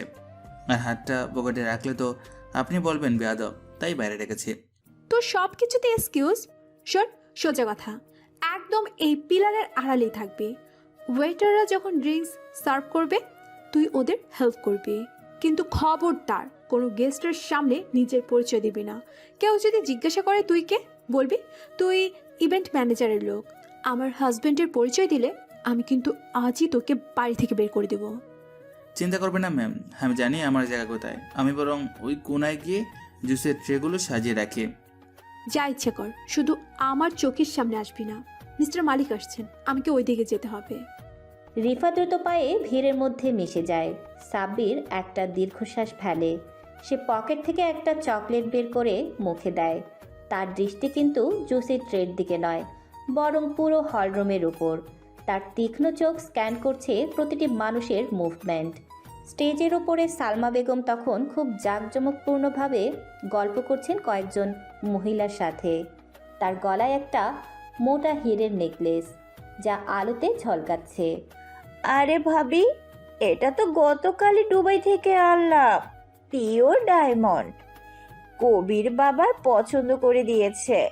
দামটা নাইবা বললাম, তবে গুলশানের একটা ফ্ল্যাট হয়ে যাবে এই দামের। মাশাল্লাহ সালমা আপা, আপনার চয়েস আছে, তবে সাবধানে রাইখেন, দিনকাল ভালো না। আন্টি, আমি থাকতে আপনার হারের দিকে কেউ চোখ তুলে তাকাবে সেই সাহস কার আছে? আপনি এনজয় করুন। পার্টি জমে ওঠে, মিউজিক লাউড হয়। হঠাৎ মেন লাইটগুলো ডিম করা হয় কেক কাটার জন্য। একটা বিশাল 5 তলা কেক ট্রলিতে করে নিয়ে আসা হচ্ছে স্টেজের দিকে। চারপাশ কিছুটা অন্ধকার, ওয়েটাররা ছোটাছুটি করছে। হঠাৎ অন্ধকারে সালমা বেগমের গগনবিদারী চিৎকার শোনা যায়। ওরে বাবা রে, আমার হার, আমার গলার হার কই? লাইট জ্বালা শিগগিরই। মিউজিক থেমে যায়, ইমার্জেন্সি লাইট জ্বলে ওঠে। সালমা বেগম গলায় হাত দিয়ে পাগলের মতো লাফাচ্ছেন। আমার 50 লাখ টাকার নেকলেস এইমাত্র গলায় ছিল, কে নিল? এই হলের বাইরে কেউ যেতে পারবে না। সিকিউরিটি, গেট বন্ধ কর। আন্টি শান্ত হন, হার এই রুমেই আছে, পড়ে গেছে হয়তো। সবাই একটু ফ্লোরে দেখুন তো। সবাই এদিক ওদিক তাকাচ্ছে, কিন্তু কোথাও নেই। কবির হঠাৎ ভিড়ের মধ্যে দাঁড়িয়ে থাকা সাব্বিরের দিকে তাকায়। সাব্বির তখনও শান্তভাবে জুসের গ্লাস গুছাচ্ছিল। কবিরের মুখে শয়তানি হাসি ফুটে ওঠে। আন্টি একটা কথা বলি, এখানে যারা গেস্ট তারা সবাই কোটিপটি, কারও হাড়ের লোভ নেই। বাইরের লোক তো এখানে কেউ নেই, শুধু একজন ছাড়া। কবির আঙুল তোলে সাব্বিরের দিকে। স্পটলাইট যেন সাব্বিরের উপর পড়ে। সাব্বির, তুই তখন স্টেজের পাশ দিয়ে যাচ্ছিলি না? তোর তো টাকার খুব দরকার, দেনার দায়ে ডুবে আছিস। কাজটা কি তুই করলি? উমা, এই লোকটাকে দেখেই তো চোর চোর মনে হচ্ছে। ঠিক বলেছিস কবির, এই ফকিন্নি ছাড়া আর কার সাহস হবে? ও তো আমার হাড়ের দিকে লোভী চোখে তাকিয়েছিল শুরু থেকে। দে আমার হাড় ফেরত দে ছোট লোক। সালমা সাব্বিরের কলার ধরে ঝাঁকুনি দেন। সাব্বির কোনো বাধা দেন না, সে শুধু শান্ত চোখে তাকিয়ে থাকে। রিফা ভিড় ঠেলে সামনে আসে, তার মুখ লজ্জায় লাল হয়ে গেছে। স্বামী হিসেবে সাব্বিরকে সে পছন্দ করে না, কিন্তু তাকে চোর বলাটা রিফার আভিজাত্যে আঘাত করে। মামা, কি করছো তুমি? সিক্রেট করো না, ছাড়ো ওকে। তুই চুপ কর রিফা, তোর জন্য আজ আমার এই সর্বনাশ। তুই তো এই অপদানটাকে ঘাড়ে করে বয়ে বেড়াচ্ছিস। দেখলি তো ওর আসল রূপ। রিফা, ইমোশনাল হইও না, অভাব মানুষকে দিয়ে অনেক কিছু করায়। সাব্বির, ভালোয় ভালোয় হারটা দিয়ে দে, আমরা পুলিশ ডাকবো না। কবির ভাইয়া, সাব্বির চোর হতে পারে না, ও ভীতু, অপদার্থ, কোনো কাজের না, সব মানলাম, কিন্তু ও চোর না। চৌধুরী ভিলাতে এত বছরেও একটা টাকাও এদিক ওদিক করেনি। ওকে ব্লেম দিও না। রিফা, তুমি এখনো ওর পক্ষ নিচ্ছ? তাহলে হারটা গেল কই? হাওয়ায় মিলিয়ে গেল? আরে ম্যাডাম, এইসব ছোট লোকদের বিশ্বাস নেই, পুলিশ ডাকুন, সার্চ করলেই বেরিয়ে আসবে। অন্য একজন গেস্ট এগিয়ে এসে সাব্বিরকে ধাক্কা দেয়। ওই বেটা, বের কর হার, নাকি মার খেয়ে বের করবি? সাব্বির টাল সামলে নেয়। সে পকেট থেকে একটা রুমাল বের করে খুব ধীরস্থিরভাবে মুখটা মুছে নেয়। তার চেহারায় বিন্দুমাত্র ভয় নেই। তার চোখ তখনও পুরো হলরুম স্ক্যান করছে। সে দেখছে কেক নিয়ে আসা প্রধান ওয়েটারটা ধীরে ধীরে পেছনের দরজার দিকে সরে যাচ্ছে। সাব্বির লক্ষ্য করেছিল যখন লাইট নিভেছিল তখন ওই ওয়েটার সালমা বেগমের সাথে ধাক্কা খাওয়ার ভান করে হাতটা টান দেয়, কিন্তু সালমা নড়ে ওঠায় হাতটা ওয়েটারের হাত ফসকে বড় কেকটার উপরের স্তরে পড়ে যায় এবং নরম ক্রিমের ভেতর ঢুকে যায়। ওয়েটার সেটা বের করার সুযোগ পায়নি। পুলিশ ডাকার জন্য কবির ফোন বের করে। ঠিক সেই মুহূর্তে সাব্বির স্টেজের ওপরে উঠে মাইক্রোফোনটা হাতে নেয়। স্পিকারে তার ভারী নিঃশ্বাসের শব্দ শোনা যায়। সবাই চমকে তাকায়। ভদ্র মহোদয়গণ, একটু শান্ত হবেন প্লিজ। পুলিশ ডাকার আগে আসুন আমরা একটু মিষ্টিমুখ করি। তুই কি আমার সাথে মস্করা করছিস? জুতা দিয়ে পিটিয়ে তোকে সোজা করে দেব। ম্যাম, জুতো পেটা পরেও করতে পারবেন। আপাতত দয়া করে কেকটা চেক করুন। আমার মনে হয় আপনার লোভ, দুঃখিত, আপনার হীরের নেকলেসটা হয়তো মিষ্টির লোভ সামলাতে না পেরে কেকের ভিতরে জাপ দিয়েছে। হল জুড়ে হাসির রোল পড়ে যায়। কবির রেগে গিয়ে ওয়েটারকে ইশারা করে। এই পাগলটাকে নামাও স্টেজ থেকে। সিকিউরিটি। সিকিউরিটি ডাকার আগে ওয়েটার ভাই আপনি বরং একটা কার্টুন ঠিক মাঝখান দিয়ে। আপনার হাত কাঁপছে কেন ভাই? Cartoon cartoon. সাব্বিরের গলায় এমন একটা ধমক ছিল যে ওয়েটার ভয় পেয়ে যায়। রিফা অবাক হয়ে সাব্বিরের দিকে তাকিয়ে আছে। এই কণ্ঠস্বর সে আগে কখনো শোনেনি। বাধ্য হয়ে ওয়েটার ছুরি চালায়। কেকের মাঝখানে ছুরি আটকে যায়। সে চামচ দিয়ে একটু সরাতেই চকচকে হীরের নেকলেসটা ক্রিমের ভেতর থেকে বেরিয়ে আসে। পিনপতন নীরবতা, সবাই হতভম্ব। সালমা বেগম দৌড়ে গিয়ে হাতটা হাতে নেন।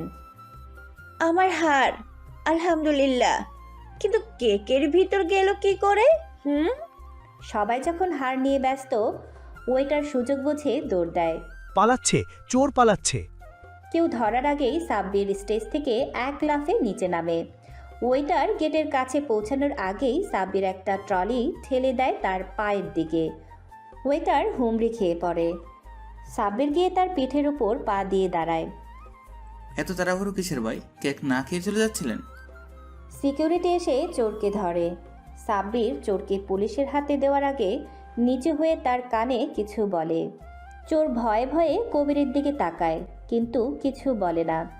পরিস্থিতি শান্ত হয়, কিন্তু সাব্বির আর সেখানে দাঁড়ায় না। সে হনহন করে হলরুম থেকে বেরিয়ে যাওয়ার জন্য পা বাড়ায়। রিফা দৌড়ে তার সামনে এসে দাঁড়ায়। সাব্বির দাঁড়া। সাব্বির থামে, রিফার দিকে তাকায়। রিফার চোখে এখন আর বিরক্তি নেই, আছে লজ্জা আর বিস্ময়।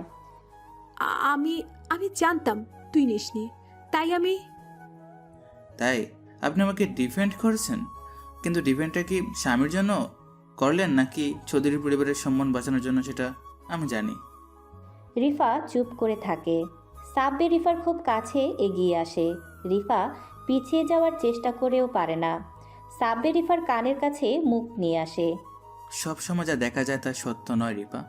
যেমন আমি চোর নই, তেমন আপনার ওই প্রিয় কবির ভাইও দোয়া তুলসী পাতা নয়। ওই ওয়েটার কবিরের লোক ছিল। কেক কাটার সময় ওয়েটার কবিরের দিকে তাকাচ্ছিল বারবার। সাবধানে থাকবেন, ঘরের শত্রু বাইরের শত্রু চেয়ে বেশি ভয়ঙ্কর। রিফা চমকে ওঠে। সে কবিরের দিকে তাকায়।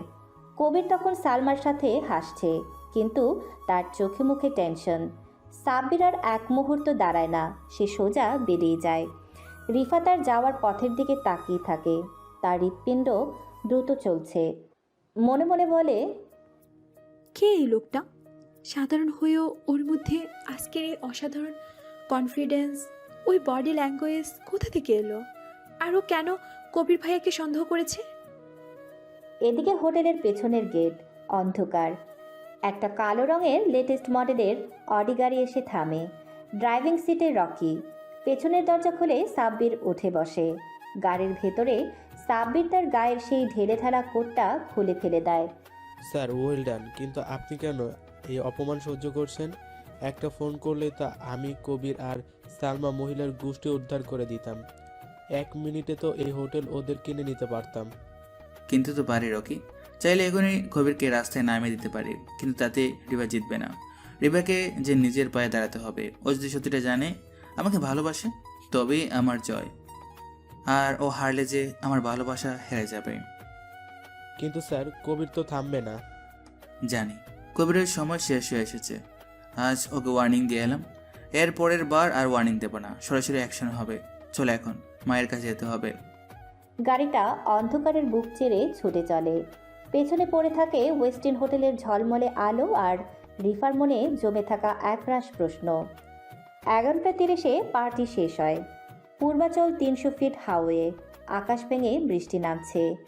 রাস্তার ল্যাম্পপোস্টগুলো দূরে দূরে, মাঝখানের জায়গাটা ঘুটঘুটে অন্ধকার। রিফার লাল মার্সিডিজ রাস্তার একপাশে থেমে আছে। রিফা স্টিয়ারিং হুইলে কপাল ঠেকিয়ে বসে আছে। বাইরের বাতাসে শোষো শব্দ আর বৃষ্টির তোর। কবির আর সালমা আগেই চলে গেছে। তোর সব কিছু আজকেই হতে হবে। একে তো পার্টিতে ওই সিনক্রেটটা হলো, আর তার উপর আজকে ড্রাইভারটাও নেই, ছুটিতে। এখন এই মাঝ রাস্তায় গাড়িটা নষ্ট হওয়ার আর সময় পেল না। হাল্লা, নেটওয়ার্কও তো পাচ্ছি না ঠিক মতো। এখন আমি কি করি? রিফা ফোনটা ড্যাশবোর্ডে ছুঁড়ে মারে। সে ভয়ে ভয়ে জানালার কাচ দিয়ে বাইরে তাকায়। চারপাশ জনমানবহীন। হঠাৎ রিয়ার ভিউ মিরর দুটো বাইকের হেড দেখা যায়। বাইক দুটো খুব ধীর গতিতে রিফার গাড়ির দিকে এগিয়ে আসছে। থ্যাঙ্কস গড, কেউ আসছে, হয়তো হেল্প পাওয়া যাবে। রিফা গ্লাসটা একটু নামানোর চেষ্টা করে, কিন্তু বাইক দুটো গাড়ির খুব কাছে এসে থামে এবং হেডলাইট অফ করে দেয়। বাইক থেকে 4 জন লোক নামে। তাদের মাথায় হেলমেট, হাতে লোহার রড আর চেইন। রিফার মুখ ধক করে ওঠে। সে দ্রুত গ্লাসটা তুলে গাড়ি লক করে দেয়। আয় ম্যাডাম, নাম নিচে, অনেক রাত হয়েছে, একা একা আর কতক্ষণ থাকবি? আয়, আমাগুলোকে পার্টি করবি। কে আপনারা? যান এখান থেকে, আমি পুলিশকে খবর দিয়েছি, পুলিশ চলে আসবে এক্ষুনি। আরে পুলিশ আওয়ার আগেই তো আমাগো কাম শেষ হয়ে যাইব।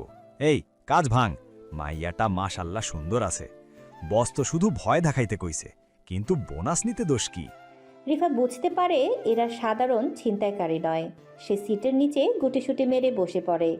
ভয়ে তার গলা দিয়ে আওয়াজ বের হচ্ছে না। সাব্বির, তুই কোথায়? আল্লাহ, আমাকে বাঁচাও। ড্রাইভিং সিটের জানালার কাঁচটা ভেঙে চুরমার হয়ে যায়।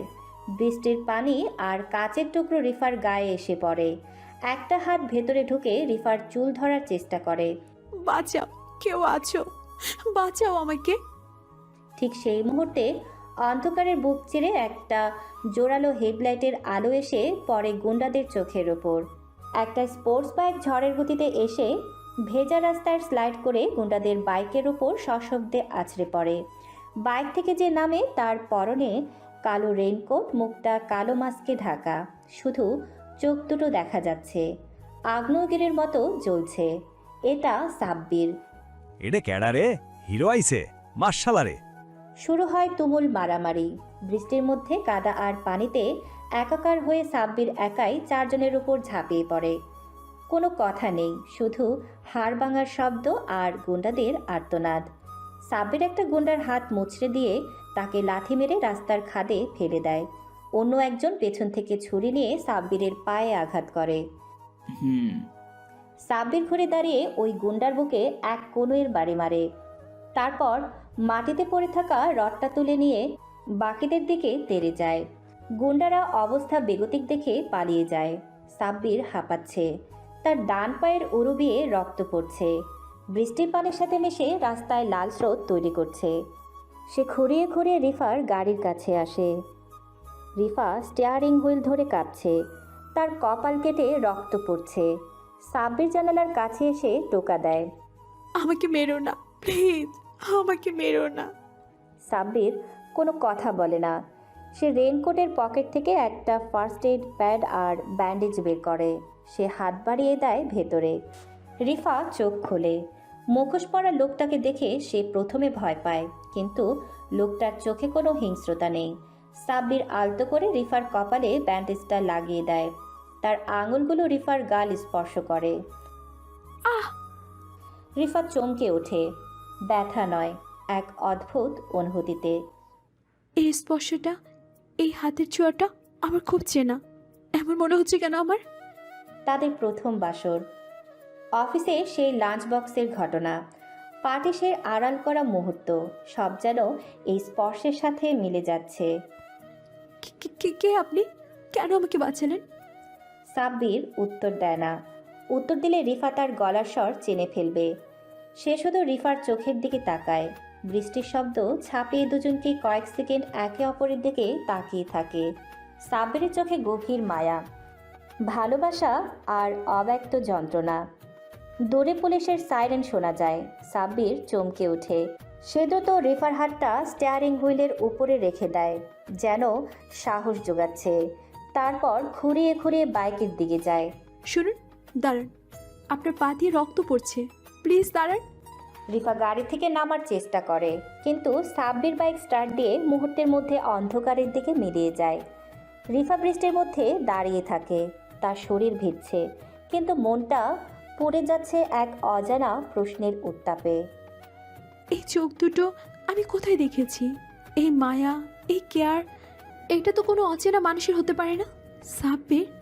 না, ও তো ভীতু, ও তো বাইক চালাতে পারে না। তাহলে কে? এসব ভাবনার মাঝেই পুলিশ এসে পড়ে। এরপর রিফাকে থানায় নিয়ে যাওয়া হয়। জিজ্ঞাসাবাদ করে তাকে বাসায় পৌঁছে দেওয়া হয়। পরের দিন সকাল 10টা। বৃষ্টি থেমে গেছে, কিন্তু রিফার মনের ঝড় থামেনি। সে ড্রয়িং রুমের সোফায় বসে আছে, কপালে ছোট একটা ব্যান্ডেজ। তার চোখ বরাবর দরজার দিকে যাচ্ছে। সাব্বির মেইন ডোর দিয়ে ঢোকে। তার হাতে বাজারের ব্যাগ। সে খুঁড়িয়ে খুঁড়িয়ে হাঁটছে, ডান পা টানছে। সাব্বির, সাব্বির থমকে দাঁড়ায়। সে সোজা হয়ে দাঁড়ানোর চেষ্টা করে, কিন্তু ব্যথায় মুখটা একটু কুঁচকে যায়। জি ম্যাম, উঠছেন? আমি বাজারটা রেখে আপনার কফি আনছি। দাঁড়া, এদিকে আয়। সাব্বির ধীর পায়ে রিফার সামনে এসে দাঁড়ায়। তোর পায়ে কি হয়েছে? খুঁড়িয়ে হাঁটছিস কেন?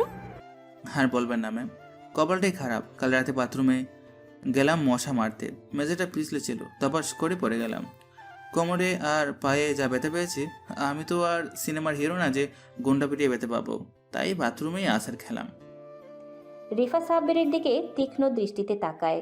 সাব্বিরের এই হালকা চালে কথা বলাটা আজ তার কাছে অভিনয় মনে হচ্ছে। রিফা উঠে দাঁড়ায়। সে সাব্বিরের খুব কাছে এগিয়ে আসে। কাল রাতে তুই কোথায় ছিলি সাব্বির?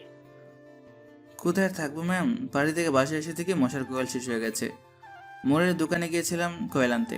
দারোয়ান চাচাকে জিজ্ঞেস করবেন, উনি জানেন। তুই কি আমার চোখের দিকে তাকিয়ে কথা বলতে পারবি না? সাব্বির চোখ তুলে তাকায়। সেই শান্ত নিরীহ চোখ, কিন্তু রিফা সেই চোখের গভীরে কাল রাতের সেই আগুনের স্ফুলিঙ্গ খোঁজার চেষ্টা করে। তোর খুব ব্যথা করছে, তাই না? দেখি পাটা। রিফা নিচু হয়ে যায় সাব্বিরের প্যান্ট ফোল্ড করে দেখার জন্য।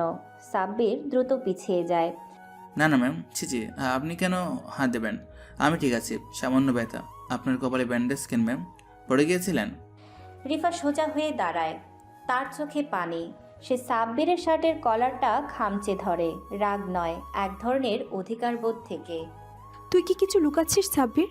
তুই কি সত্যি এতটা বোকা যতটা দেখাস, নাকি তুই আমাকে বোকা ভাবছিস?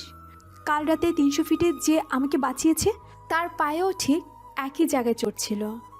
ম্যাম, কাকতালীয়ভাবে অনেক কিছু মিলে যায়। 300 ফিটের হিরো আর আপনার বাড়ির কাজের ছেলের মধ্যে আকাশ পাতাল তফাৎ।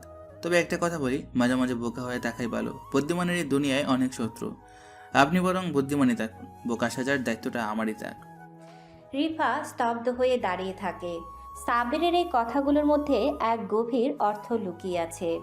দাঁড়া সাব্বির, আমি তোকে যেতে বলিনি। রিফা ড্রয়ার থেকে একটা দামি পেনকিলার আর মলম বের করে সাব্বিরের হাতে দেয়।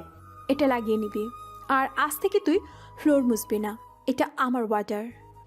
সাব্বির মলমটা হাতে নেয়। রিফার দিকে তাকিয়ে একটু মুচকি হাসে। অর্ডার তো অর্ডারই, কিন্তু ম্যাম, হিরোরা কিন্তু মলম লাগায় না, তারা ব্যথা এনজয় করে। Thank you. সাব্বির খুঁড়িয়ে খুঁড়িয়ে তার ছোট ঘরের দিকে চলে যায়। রিফা তার চলে যাওয়ার পথের দিকে তাকিয়ে থাকে। তার মনে এখন আর সন্দেহ নেই, আছে বিশ্বাস। তুই যত বড় অভিনেতা হোস না কেন সাব্বির, তোর ওই চোখের ভাষা আমি পড়ে ফেলেছি। তুই আমাকে আড়াল থেকে ভালোবাসিস, তাই না? আজ থেকে আমার কাজ হলো তোর ওই মুখোশটা টেনে ছিঁড়ে ফেলা। দেখি কতদিন তুই পালিয়ে বেড়াস। রিফা তার ফোনটা হাতে নেয়। সে কবিরের নাম্বারে ডায়াল করতে গিয়েও থামিয়ে দেয়। সে জানে এই বাড়িতে এখন কাউকে বিশ্বাস করা যাবে না, একমাত্র ওই খুঁড়িয়ে হাঁটা মানুষটা ছাড়া। এদিকে সাব্বিরের থাকার ছোট ঘর সার্ভেন্ট কোয়ার্টার। এটি মূল ভিলার পেছনের দিকে, একটু অন্ধকার এবং স্যাঁতস্যাঁতে। দুপুর 12টা, কিন্তু ঘরে আলো কম থাকায় মনে হচ্ছে সন্ধ্যা। সাব্বির তার ভেজা শার্টটা খুলে বিছানার উপর ছুঁড়ে ফেলেছে। তার সারা শরীরে মারামারির কালশেটে দাগ, বিশেষ করে কোমরের পেছনের দিকে ডান সাইডে গভীর ক্ষতটা থেকে রক্ত চুয়ে পড়ছে। কোমরেও সে আঘাত পেয়েছিল। সে আয়নার সামনে দাঁড়িয়ে খুব কসরত করে নিজের পেটের ওই ক্ষতে মলম লাগানোর চেষ্টা করছে, কিন্তু হাতটা ঠিকমতো পৌঁছাচ্ছে না। যন্ত্রণায় সে কুঁকড়ে উঠছে। উফ আল্লাহ, জায়গাটা এমন যে হাতে দেওয়া যায় না। রোগীকে বললেও ড্রেসিং করে দিত, কিন্তু এখন ওকে ডাকলে তো রিফা দেখে ফেলবে। দরজায় খুট করে শব্দ হয়। সাব্বির চমকে ঘুরে তাকানোর আগেই রিফা ভেতরে ঢুকে দরজাটা আলতো করে চাপিয়ে দেয়। সাব্বির খালি গায়ে, তার সুঠাম পেশিবহুল শরীর, সিক্স প্যাক অ্যাবস এবং চওড়া কাঁধ দেখে রিফা থমকে যায়। এতদিন সে সাব্বিরকে ঢিলেঢালা পোশাকে দেখেছে, আজ এই উন্মত্ত পৌরুষদীপ্ত শরীর দেখে তার বুকের ভেতরটা কেঁপে ওঠে। সাব্বির তো তোয়ালে দিয়ে শরীর ঢাকার চেষ্টা করে। ম্যাম, আপনি আপনি এখানে কেন? প্লিজ বাইরে যান, আমি ড্রেস চেঞ্জ করছিলাম। চুপ কর, একদম নড়বি না। তোয়ালেটা সরা। ম্যাম প্লিজ, এটা আমার প্রাইভেট রুম, আপনার এখানে থাকাটা ঠিক না, কেউ দেখলে। আমি এই বাড়ির মালকিন, আমি যেখানে ইচ্ছে যাব। আমার কথার অবাধ্য হবি না সাব্বির, হাত সরা বলছি। রিফার গলায় এমন এক সম্মোহনী আদেশ ছিল যে সাব্বির হাত নামাতে বাধ্য হয়। রিফা ধীর পায়ে সাব্বিরের কাছে এগিয়ে আসে। ঘরটা ছোট, দুজনের মাঝখানের দূরত্ব কমে আসে। রিফার নাকে এসে লাগে সাব্বিরের শরীরের ঘাম, পুরুষালী গন্ধ। এই গন্ধে রিফার মাথাটা ঝিমঝিম করে ওঠে। রিফা সাব্বিরের হাত থেকে মলমের টিউবটা কেড়ে নেয়। পেছন ঘোর। ম্যাম আমি পারবো, আপনি কেন? তোর হাত কাঁপছে সাব্বির, তুই পারিস না, আমাকে করতে দে। সাব্বির অনিচ্ছা সত্ত্বেও ঘুরে দাঁড়ায়। রিফা সাব্বিরের পিঠের দিকে তাকায়। চাবুক মারার মতো লাল হয়ে আছে পিঠটা, আর কোমরের কাছে সেই গভীর কাটা দাগ। রিফার হাত কাঁপে। সে আলতো করে মলমটা আঙুলে নিয়ে ক্ষতস্থানে লাগাতে শুরু করে। আহ! সাব্বির যন্ত্রণায় শিউরে ওঠে এবং রিফার কাঁধের উপর রাখা তার হাতটা শক্ত করে খামচে ধরে। রিফার শরীরে বিদ্যুৎ খেলে যায়। সে মলম লাগাতে লাগাতে ক্ষতস্থান থেকে হাতটা সরিয়ে সাব্বিরের পিঠে হাত বোলাতে থাকে। তার স্পর্শে মলমের চেয়ে বেশি সোহাগ ছিল। খুব ব্যথা করছে তাই না? কাল রাতে খুব কষ্ট পেয়েছিলি আমার জন্য। ব্যথা তো শরীরে ধর্ম ম্যাম, কিন্তু আপনি এখন যা করছেন তাতে ব্যথা কমছে না, বরং আগুন বাড়ছে। আগুন? কিসের আগুন সাব্বির? জ্বরের নাকি অন্য কিছু? রিফা সাব্বিরের পিঠে নিজের গালটা ঠেকিয়ে দেয়। সাব্বির জমে যায়। রিফা তার দুই হাত দিয়ে সাব্বিরকে পেছন থেকে জড়িয়ে ধরে। তার হাত সাব্বিরের শক্ত বুকের ওপর চলে আসে। রিফা অনুভব করে সাব্বিরের হৃদস্পন্দন দ্রুত হচ্ছে। ম্যাম আপনি সীমা অতিক্রম করছেন, আমি আপনার চাকর, এটা পাপ, এটা ঠিক না। ভুল ঠিকের হিসাব করার সময় এটা না। তুই কি সত্যি চাকর সাব্বির? চাকরদের শরীর কি এমন পাথরের মতো শক্ত হয়? তাদের বুকে কি এমন দামি পারফিউম আর রক্তের গন্ধ মিশে থাকে? তুই মিথ্যে বলছিস, তুই সব মিথ্যে বলছিস। আর এরপরও কি তুই বলবি যে কাল রাতে সেখানে তুই ছিলি না? রিফা সাব্বিরকে জোর করে নিজের দিকে ঘোরায়। এখন তারা মুখোমুখি। দুজনেরই নিঃশ্বাস ভারী। রিফা সাব্বিরের খালি বুকের ওপর হাত রাখে। সাব্বিরের শরীর জ্বরে পুড়ে যাচ্ছে, কিন্তু রিফার কাছে সেই উত্তাপটা খুব আপন মনে হচ্ছে। ম্যাম চলে যান, আমি কিন্তু আর নিজেকে কন্ট্রোল করতে পারছি না। শয়তান মানুষের মনে বাসা বাঁধতে সময় নেয় না। আমিও তো তাই চাই, কন্ট্রোল ছেড়ে দে, দেখ না কি হয়। তুই না বললি বুদ্ধিমানদের অনেক শত্রু? আজ একটু বোকা হই না সাব্বির, আমাকে একটু আদর কর না। কাল রাতে যেমন করে আমার কপালে হাত রেখেছিলি ওভাবে। রিফার চোখ আধ বোঝা, ঠোঁট কাঁপছে। সে সাব্বিরের গলার কাছে মুখ নিয়ে যায়। তার গরম নিঃশ্বাস সাব্বিরের ঘাড়ে লাগে। সাব্বিরের ধৈর্যের বাঁধ ভেঙে যায়। সে এক হাতে রিফার কোমর জড়িয়ে ধরে হ্যাঁচকা টানে নিজের শরীরের সাথে মিশিয়ে ফেলে। রিফার নরম শরীর সাব্বিরের কঠিন শরীরের সাথে পিষে যায়। আপনি আগুন নিয়ে খেলছেন রিফা চৌধুরী, এই আগুনে পুড়লে কিন্তু আর নেভাতে পারবেন না। আমি পড়তে চাই সাব্বির, তোর ওই আগুনেই আমি পড়তে চাই, আমাকে জ্বালিয়ে দে। সাব্বির আর কোনো কথা বলে না। সে রিফাকে 5 কোলা করে কোলে তুলে নেয়। রিফা সাব্বিরের গলা জড়িয়ে ধরে। সাব্বির তাকে ঘরের ছোট চৌকিটার উপর বসিয়ে দেয়, কিন্তু নিজে সরে যায় না। সে রিফার দুপায়ের মাঝখানে দাঁড়িয়ে ঝুঁকে আসে। তাদের ঠোঁটের দূরত্ব মাত্র 1 সুতো পরিমাণ। আপনি জানেন এখন আমি কি কি করতে পারি? আমি ভুলে যাব আপনি আমার মালকিন, আমি ভুলে যাব আমার স্ট্যাটাস। আমি শুধু মনে রাখবো আপনি একটা নারী আর আমি একজন পুরুষ। ভুলে যা সব স্ট্যাটাস, টাকা, ক্ষমতা সব চুলোয় যাক। আমি শুধু তোকে চাই, তোর ওই লুকোনো রূপটাকে চাই। আমাকে অধিকার দে সাব্বির। রিফা নিজেই এগিয়ে গিয়ে সাব্বিরের ঠোঁট দখল করে নেয়। সাব্বির প্রথমে একটু থমকে গেলেও পর মুহূর্তে সে রিফাকে আষ্টে পৃষ্ঠে জড়িয়ে ধরে। শুরু হয় এক বন্য ভালোবাসার খেলা। বাইরের মেঘলা আকাশ আর ঘরের আবছা আলোয় দুটি অতৃপ্ত আত্মা এক হয়ে যায়। রিফার নখ সাব্বিরের পিঠে গেঁথে যায়। সাব্বিরের হাত রিফার চুলের ভাঁজে হারিয়ে যায়। দীর্ঘক্ষণ পর দুজনে একে অপরের কপালে কপাল ঠেকিয়ে হাঁপাচ্ছে। রিফার শাড়ি এলোমেলো, সাব্বিরের চোখে আদিম নেশা। হঠাৎ সাব্বিরের বালিশের নিচ থেকে ফোনটা বেজে ওঠে। ভাইব্রেশনের শব্দে মোহাচ্ছন্ন পরিবেশটা কেঁপে ওঠে। সাব্বির চমকে ওঠে। সে দ্রুত রিফাকে ছেড়ে সরে দাঁড়ায়। বাস্তব যেন এক ধাক্কায় ফিরে আসে। Ma'am, phone. কেউ হয়তো। রিফা কাপড় ঠিক করতে করতে উঠে দাঁড়ায়। তার মুখ লজ্জায় লাল, কিন্তু চোখে তৃপ্তির আভা। ফোনটা ধর, হতে পারে জরুরি কিছু। সাব্বির ফোনটা বের করে। স্ক্রিনে নাম ভাসছে, রকি, সিক্রেট লাইন। সাব্বির রিফার দিকে তাকায়। রিফা সাব্বিরের চোখের দিকে তাকিয়ে মুচকি হাসে। ভয় নেই, আমি শুনবো না। তবে একটা কথা মনে রাখিস সাব্বির, আজকের পর থেকে তুই আর আমার কাছে কিছু লুকাতে পারবি না। তোর শরীরের প্রতিটা দাগের খবর আমি রাখি। রিফা সাব্বিরের গালে আলতো করে হাত বুলিয়ে ঘর থেকে বের হতে গিয়েও থমকে দাঁড়ায়। সে দরজার ফ্রেমটা শক্ত করে ধরে আছে, যেন পড়ে যাওয়া থেকে নিজেকে আটকাচ্ছে। সাব্বির তার ঠিক পেছনেই দাঁড়িয়ে। শোন। জি ম্যাম। কিছু ফেলে গেলেন? আবার ম্যাম? একটু আগে তো ওসব ছিল না। এই চার দেয়ালের ভিতরেও কি আমি তোর মালকিন? দেওয়ালের ভেতরে আপনি আমার সব, কিন্তু দেওয়ালের অপাশে তো বাস্তব জগৎ ম্যাম।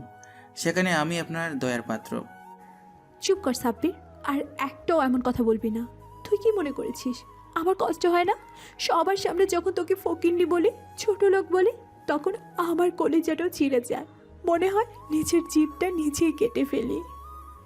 ম্যাম শান্ত হন, আমি তো কিছু মনে করি না। তুই মনে করিস না, কিন্তু আমি তো করি। আমি জানি তুই আমার জন্য কি করেছিস বা কি করছিস। তুই আছিস বলেই তো বাবা এখনো বেঁচে আছেন। আমি এখনো দম নিতে পারছি, অথচ আমি পরিস্থিতির শিকার হয়ে তোকে বারবার অপমান করি। তুই আমাকে ঘৃণা করিস না কেন রে? কেন এত সহ্য করিস? ঘৃণা করার জন্য তো নিজের একটা আলাদা অস্তিত্ব লাগে ম্যাম। আমার অস্তিত্বের সবটুকু জুড়েই তো আপনি। আর শোনেন, দামি হীরাকে চোরের নজর থেকে বাঁচাতে হলে কয়লার খালি মেখেই রাখতে হয়। আপনি আমাকে সবার সামনে অপমান করে আড়ালে রাখছেন, এটাই যে আমার নিরাপত্তা। আপনার এই একটু অপমানের বিনিময়ে যদি আমি সারা জীবন আপনার ছায়া হয়ে পাশে থাকার সুযোগ পাই, তবে ওই অপমান আমার কাছে পরিষ্কার। তুই মানুষ না রে, ফেরেস্তা। আমি তোকে ডিজার্ভ করি না সাব্বির। সেটা সময় বলে দিবে কে কাকে ডিজার্ভ করে। আপনি শুধু শক্ত থাকুন, বাইরে গিয়ে আবার সেই রাগী রিভা চৌধুরী হয়ে যান। আপনার চোখের এই পানি যেন শুধু আমিই দেখি। কথা দে, যেদিন সব ঝামেলা মিটবে, কবিরের মুখোশ খুলবে, সেই দিন সুদে আসলে সব ভালোবাসা বুঝে নিবি। তখন কিন্তু আমাকে ফেরাবি না। কথা দিলাম, তখন কিন্তু আর ম্যাম বলেই দূরে থাকবো না। তখন অধিকারটা পুরোপুরি আদায় করে নেব। নিস, সবটুকু নিস। রিফা সাব্বিরের হাতে একটা আলতো চাপ দিয়ে চোখ মুছতে মুছতে ঘর থেকে বেরিয়ে যায়। সাব্বির দরজার দিকে তাকিয়ে দীর্ঘশ্বাস ফেলে। তার মুখে তখনও রিফার দেওয়ার প্রতিশ্রুতি তৃপ্তি লেগে আছে। দর্শক, আপনারা কনফিউজড হবেন না। ভাবছেন এটা আবার কেমন ঘটনা? অপেক্ষা করুন, সব বুঝবেন। সাব্বির দরজার দিকে তাকিয়ে থাকে। তার হৃৎপিণ্ড এখনও হাতুড়ির মতো পিটছে। সে ফোনটা কানে তোলে। বল রকি, টাইমিংটা তোর সবসময় জঘন্য হয় কেন? বস, রোমান্স তো সারা জীবন করতে পারবেন, কিন্তু এখন খবর খারাপ। কবির সাহেব আপনার ব্যাকগ্রাউন্ড চেক করার জন্য প্রাইভেট সিকিউরিটি লাগিয়েছে। আমাদের খুব সাবধানে পা ফেলতে হবে। সাব্বির ফোনটা কেটে দেয়। সে আয়নায় নিজের দিকে তাকায়। তার বুকে রিফার লিপস্টিকের হালকা দাগ। সে দাগটাতে হাত দিয়ে বিড়বিড় করে। রিপা, তুমি আমাকে জিতিয়ে দিলে, কিন্তু এই যুদ্ধটা এখন আরও অনেক কঠিন হয়ে গেল। 4 দিন পর Gulshan avenue, Chowdhury group of ইন্ডাস্ট্রিজের হেড অফিস। 12 তলার কনফারেন্স রুম। বাইরে গনগনে রোদ, কিন্তু কনফারেন্স রুমের ভেতরে হাড় হিম করা ঠান্ডা। বিশাল মেহগনি কাঠের টেবিলের এক প্রান্তে বসে আছেন রিফার বাবা, মিস্টার আজমল চৌধুরী। তিনি দীর্ঘদিন কানাডায় চিকিৎসাধীন ছিলেন, গতকালই ফিরেছেন। তাকে দেখে বিধ্বস্ত এবং অপ্রকৃতিস্থ মনে হচ্ছে। ওষুধের প্রভাবে তার চোখ ঢুলু ঢুলু। টেবিলের অন্য প্রান্তে কবির এবং কোম্পানির লিগ্যাল অ্যাডভাইজার মিস্টার চিস্তি বসে আছেন। তাদের সামনে একগাদা ফাইল। রিফা দাঁড়িয়ে আছে বাবার চেয়ারের পাশে, তার চোখে মুখে চরম আতঙ্ক। সাব্বির কনফারেন্স রুমের সাইড টেবিলে কফি মেকারের সামনে দাঁড়িয়ে, তার হাতে ব্যান্ডেজ, কিন্তু সে খুব নিপুণ হাতে কফি মগগুলো ট্রেতে সাজাচ্ছে। তার কান এবং মনোযোগ পুরোপুরি টেবিলের আলোচনার দিকে। তাকে রিফা আর রিফার বাবা এখানে নিয়ে এসেছেন। আঙ্কেল, আপনি কেন শুধু শুধু জেদ করছেন? ডাক্তাররা তো রিপোর্ট দিয়েই দিয়েছেন। আপনার যা মানসিক অবস্থা তাতেই বিশাল এম্পায়ার চালানোর মতো সক্ষমতা আপনার নেই। সাইনটা করে দিন, আমি আর রিফা মিলে সব সামলে নেব। শ্যাট আপ কবির ভাইয়া, হাউ ডিয়ার ইউ! তুমি বাবাকে পাগল প্রমাণ করার জন্য চেষ্টা করছো। এই রিপোর্টগুলো সব ফেক। আমি জানি তুমি ডক্টরকে টাকা খাইয়েছো। মিস রিফা, ইমোশন দিয়ে তো আইন চলে না। মিস্টার আজমল যদি স্বেচ্ছায় পাওয়ার অফ অ্যান্টনি হস্তান্তর না করেন, তবে আমাদের কোর্টে প্রমাণ করতে হবে উনি মানসিকভাবে ভারসাম্যহীন। তখন ওনাকে মেন্টাল অ্যাসাইলেমে পাঠানো ছাড়া উপায় থাকবে না। আজমল চৌধুরী কাঁপা কাঁপা গলায় বলেন, রিফা, ওরা কি বলছে মা? আমি পাগল? আমি তো সুস্থ। আমার শুধু একটু ঘুম পায়। ওরা ওরা আমাকে কোথায় পাঠাবে? কোথাও পাবে না বাবা, আমি আছি তো, তুমি ভয় পেও না। কবির ইশারা করে অ্যাডভোকেটকে বাইরে যেতে বলে। রুমের ভেতর এখন শুধু কবির, রিফা, আজমল সাহেব এবং এক কোনায় কফি বানাতে থাকা সাব্বির। কবির উঠে এসে রিফার খুব কাছে দাঁড়ায়। রিফা, সোজা আঙুলে ঘি না উঠলে আঙুল বাঁকাতে হয়, জানিস তো? আঙ্কেলকে যদি ওই পাগলা গারদের অন্ধকার সেলে পচতে না দেখতে চাস, তবে আমার একটা ছোট্ট শর্ত মানতে হবে। কি শর্ত? আজ বিকেলের মধ্যেই ওই ফকিন্নি সাব্বিরকে ডিভোর্স দিবি, আর কালকের মধ্যেই আমাদের এনগেজমেন্ট হবে। তুই আমার স্ত্রী হবি, আর এই কোম্পানি হবে আমার যৌতুক। ব্যাস, আঙ্কেল তখন আরামে রিটায়ারমেন্টে থাকবে, আমরা দুজন মিলে এই কোম্পানি সামলাবো। সাব্বির ট্রেতে কফি ঢালছিল। কবিরের এই কথাটা শোনার সাথে সাথে তার হাতের মুঠো শক্ত হয়ে যায়। তার শান্ত চোখের মনি বাঘের মতো জ্বলে ওঠে। তার হাতের চাপে কাচের গ্লাসটা সশব্দে ফেটে যায়। ঝনঝন শব্দ হয়। গরম কফি আর কাচের টুকরো সাব্বিরের হাতে গেঁথে যায়। তাজা রক্ত চুয়ে পড়ে সাদা টেবিল ক্লথের ওপর। সবাই চমকে তাকায়। আরে গাধা, দেখে কাজ করতে পারিস না? আমার মিটিংয়ের 12টা বাজিয়ে দিলে। তোর রক্তে আমার কার্পেট নষ্ট হয়ে গেল। Get out. সরি স্যার, হাতটা স্লিপ করেছিল, আমি পরিষ্কার করে দিচ্ছি। তুই বের হ সাব্বির, রক্ত পড়ছে তোর হাত থেকে, যা এখান থেকে। রিফার ধমকের আড়ালে এক তীব্র উদ্বেগ ছিল, যা সাব্বির বুঝতে পারে। সাব্বির ভাঙা কাজগুলো না তুলে এক পলক কবিরের দিকে তাকায়।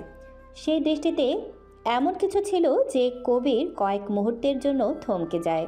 সাব্বির দ্রুত রুম থেকে বেরিয়ে যায়। আমি আসছি, বাবাকে আর প্রেশার দিও না।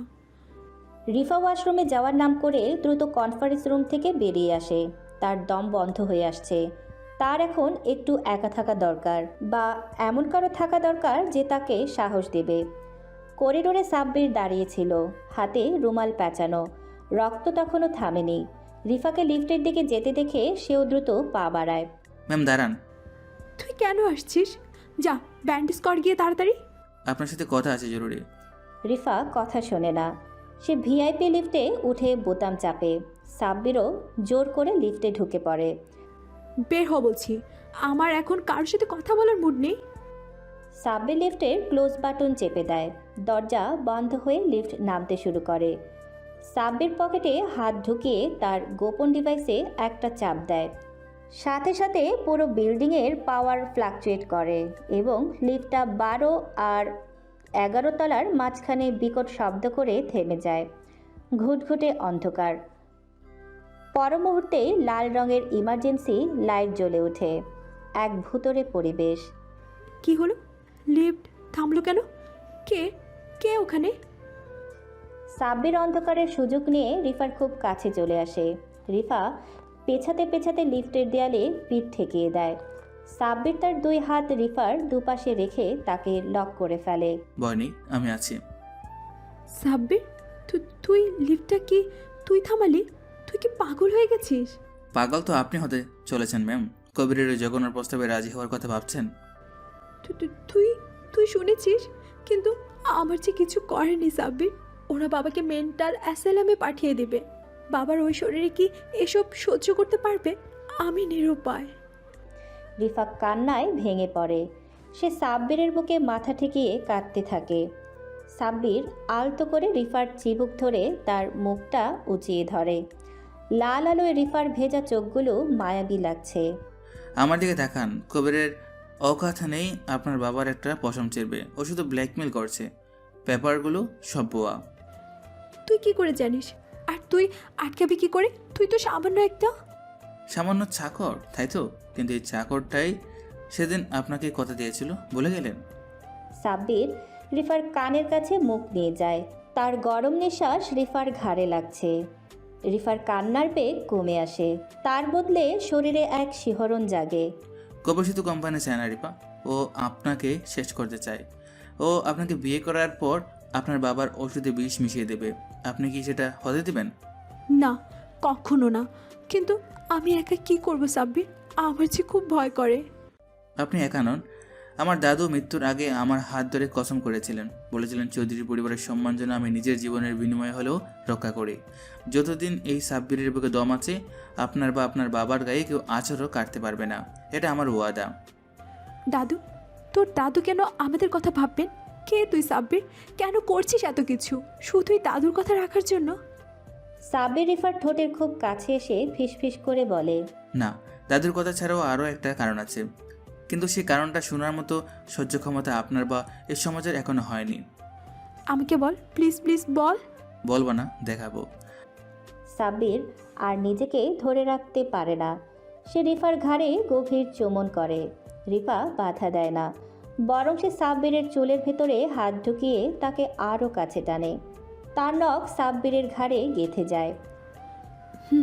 সাব্বির, আপনি আমার রিপা। এই কথাটা কাগজে কলমে লেখা দরকার নেই। এই অন্ধকার সাক্ষী আপনি শুধুই আমার। সাব্বির রিফার ঠোঁটের দিকে এগোয়। রিফা চোখ বন্ধ করে ফেলে। তাদের ঠোঁট স্পর্শ করার ঠিক আগ মুহূর্তে টিং শব্দ করে লিফটের আলো জ্বলে ওঠে। লিফট আবার চলতে শুরু করে। মুহূর্তের মধ্যে সাব্বির সরে দাঁড়ায়। সে মাথা নিচু করে লিফটের কোনায় গিয়ে দাঁড়ায়, যেন সে এতক্ষণ কিছুই করেনি। তার চেহারায় আবার সেই বোকাশোকা ভাব। লিফটের দরজা খোলে গ্রাউন্ড ফ্লোরে। লবিতে লোকজন হাঁটছে। রিফা হাঁপাচ্ছে। সে দ্রুত নিজেকে সামলে নেয়, শাড়ির আঁচল ঠিক করে। সে আয়নায় নিজের চেহারা দেখে চমকে যায়। তার গলার কাছে সাব্বিরের আদরের লাল দাগ স্পষ্ট, আর ঠোঁটে লিপস্টিক একটু ছড়িয়ে গেছে। রিফা সাব্বিরের দিকে তাকায়। সাব্বির তখন লিফটের বাটন প্যানেলের দিকে তাকিয়ে আছে, কিন্তু তার ঠোঁটের কোণে এক বাঁকা হাসি। ম্যাম, গাড়ি রেডি আছে, যাবেন নাকি এখানে দাঁড়িয়ে থাকবেন? তুই আস্ত একটা শয়তান। শয়তান না হলে কি আর রাক্ষসদের সাথে লড়াই করা যায়? চলুন ম্যাম, যুদ্ধ তো মাত্র শুরু হলো। রিফা দ্রুত লিফট থেকে বেরিয়ে যায়। সাব্বির তার পেছনে ধীর পায়ে এগোয়। রিফা জানে না এই লিফটের অন্ধকার মুহূর্তটা তার জীবনের মোড় ঘুরিয়ে দিল। সে এখন জানে তার পাশে এক অদৃশ্য দেয়াল আছে, যার নাম সাব্বির। এভাবেই ঠিক এক সপ্তাহ পর নারায়ণগঞ্জের এক পরিত্যক্ত জুট মিলের গোডাউন। রাত 12:15। চারপাশে মরচে ধরা মেশিনপত্র। মাঝখানে একটি বড় হ্যালোজেন লাইট জ্বলছে, যার আলো এসে পড়েছে একটি লোহার চেয়ারে বাঁধা রিফার উপর। ঠোঁটের কোণ ফেটে রক্ত বের হচ্ছে। কবির তার সামনে দাঁড়িয়ে আছে, হাতে একটা লোডেড পিস্তল। কবিরের সাথে আরও 10-12 জন সশস্ত্র গুন্ডা। কিরে রিফা, খুব দিমাগ ছিল না তোর? আমার মতো হ্যান্ডসাম পাওয়ারফুল মানুষকে রিজেক্ট করে ওই ফকিন্নি সাব্বিরের জন্য দরদ দেখাস? এখন কে বাঁচাবে তোকে? তুই একটা জানোয়ার কবির। আমাকে মেরে ফেললেও তুই চৌধুরী গ্রুপের মালিক হতে পারবি না। আমার বাবা তোকে ছাড়বে না। তোর বাবা? ওই বুড়ো তো নিজেই কবরে পা দিয়ে আছে। আর তোর ওই দেবদূত জামাই, ও তো এতক্ষণে আমার লোকজনের হাতে মার খেয়ে ড্রেনে পড়ে আছে মনে হয়। আজ তোকে শেষ করে আমি সোজা এয়ারপোর্টে যাব। কানাডায় বসে তোর বাপের টাকায় আয়েশ করব। কবির রিফার মাথায় পিস্তল ঠেকায়। রিফা চোখ বন্ধ করে ফেলে। তার মনে শুধু একটাই নাম, সাব্বির। Good bye Rifa Chowdhury. ঠিক সেই মুহূর্তে ধুম, গোডাউনের বিশাল লোহার গেটটা উড়ে গিয়ে ছিটকে পড়ে। ধুলার মেঘের ভেতর দিয়ে দুটো কালো হেডলাইটের তীব্র আলো এসে পড়ে কবিরের চোখে। একটি বিশাল কালো রেঞ্জ রোভার এবং তার পেছনে দুটো ল্যান্ড ক্রুজার ঝড়ের গতিতে ভেতরে ঢোকে। কবিরের গুন্ডারা পজিশন নেওয়ার আগেই গাড়িগুলো চারপাশ থেকে ঘিরে ফেলে। কালো এসইউভির দরজা খোলে। নেমে আসে এক পা, চকচকে ইতালিয়ান লেদার শু, এরপর পুরো শরীর। এই সাব্বির সেই সাব্বির নয়। তার পরনে ছেঁড়া শার্ট নেই, তার পরনে কালো ট্যাক্সিডো, সাদা শার্ট, গলায় বুক টাই খোলা, চুলগুলো জেল দিয়ে ব্যাক ব্রাশ করা, হাতে কালো চামড়ার গ্লাভস, মুখে জ্বলন্ত চুরুট। তার সাথে গাড়ি থেকে নামে রকি এবং 1 ডজন সশস্ত্র স্পেশাল কমান্ডো, তাদের হাতে অটোমেটিক সাব মেশিন গান। কে এরা? দেরি করে ফেলার জন্য দুঃখিত মিসেস চৌধুরী, ট্রাফিকটা একটু বেশি ছিল। কবিরের গুন্ডারা গুলি চালাতে শুরু করে। সাব্বির থামে না, সে কোনো কভার নেয় না। সে সোজা কবিরের দিকে হাঁটছে। তার বডিগার্ডরা সামনে ঢাল হয়ে দাঁড়িয়ে তাকে প্রোটেক্ট করে এবং পাল্টা গুলি চালায়। সেকেন্ডের মধ্যে কবিরের 5 জন লোক লুটিয়ে পড়ে। সাব্বির হাঁটতে হাঁটতে তার গ্লাভসটা একটু টাইট করে নেয়। একজন গুন্ডা রড নিয়ে সাব্বিরের দিকে তেড়ে আসে। সাব্বির চোখের পলকে তার হাতটা ধরে মট করে ভেঙে দেয় এবং এক লাথিতে তাকে 10 হাত দূরে ফেলে দেয়।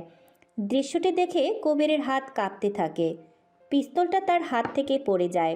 সব গুন্ডা যখন ধরাশায়ী, তখন সাব্বির কবিরের ঠিক সামনে এসে দাঁড়ায়। কবির মাটিতে বসে পড়ে পেছাতে থাকে। কে তুই? সাব্বির তো একটা ভিখারি, তুই কে? সাব্বির মুখ থেকে চুরুটটা নামিয়ে কবিরের চোখের দিকে ধোয়া ছাড়ে। পরিচয়টা আগেই দেওয়া উচিত ছিল, মাই মিস্টেক। আমি সাব্বির আহমেদ শিকদার এম্পায়ারের একমাত্র মালিক। আর তুই যার মাথায় বন্দুক ধরেছিলি, ওই রিপা চৌধুরী আমার স্ত্রী। সিকদার গ্রুপ? মানে লন্ডনের সেই বিজনেস টাইকুন সিকদার গ্রুপ? অসম্ভব! তাহলে তুই এখানে চাকরের মতো? চুপ! সাব্বির কবিরের কলার ধরে তাকে শূন্যে তুলে ফেলে এবং সজোরে এক ঘুষি মারে কবিরের নাকে। কবিরের নাক ফেটে রক্ত ফিনকি দিয়ে বের হয়। সাব্বির তাকে মাটির বস্তার মতো আছাড় মারে। কবির গোঙাতে থাকে। সাব্বির দৌড়ে রিফার কাছে যায়। সে পকেট থেকে ছুরি বের করে রিফার বাঁধন কেটে দেয়। রিফা অবিশ্বাসের দৃষ্টিতে তাকিয়ে আছে।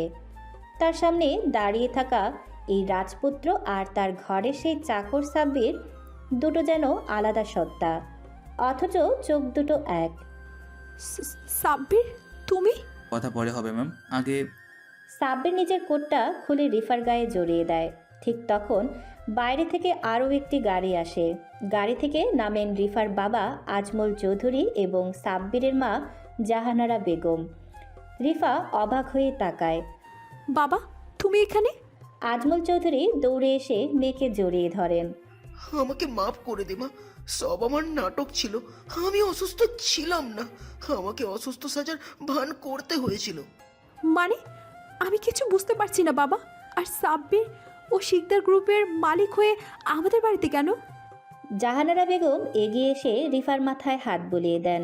আমি বলছি মা, তোর মনে আছে তোর বাবা যখন হার্ট অ্যাটাক করে কানাডায় ভর্তি ছিল, তখন তোর বাবার ব্যবসায় অবস্থা খুব খারাপ ছিল।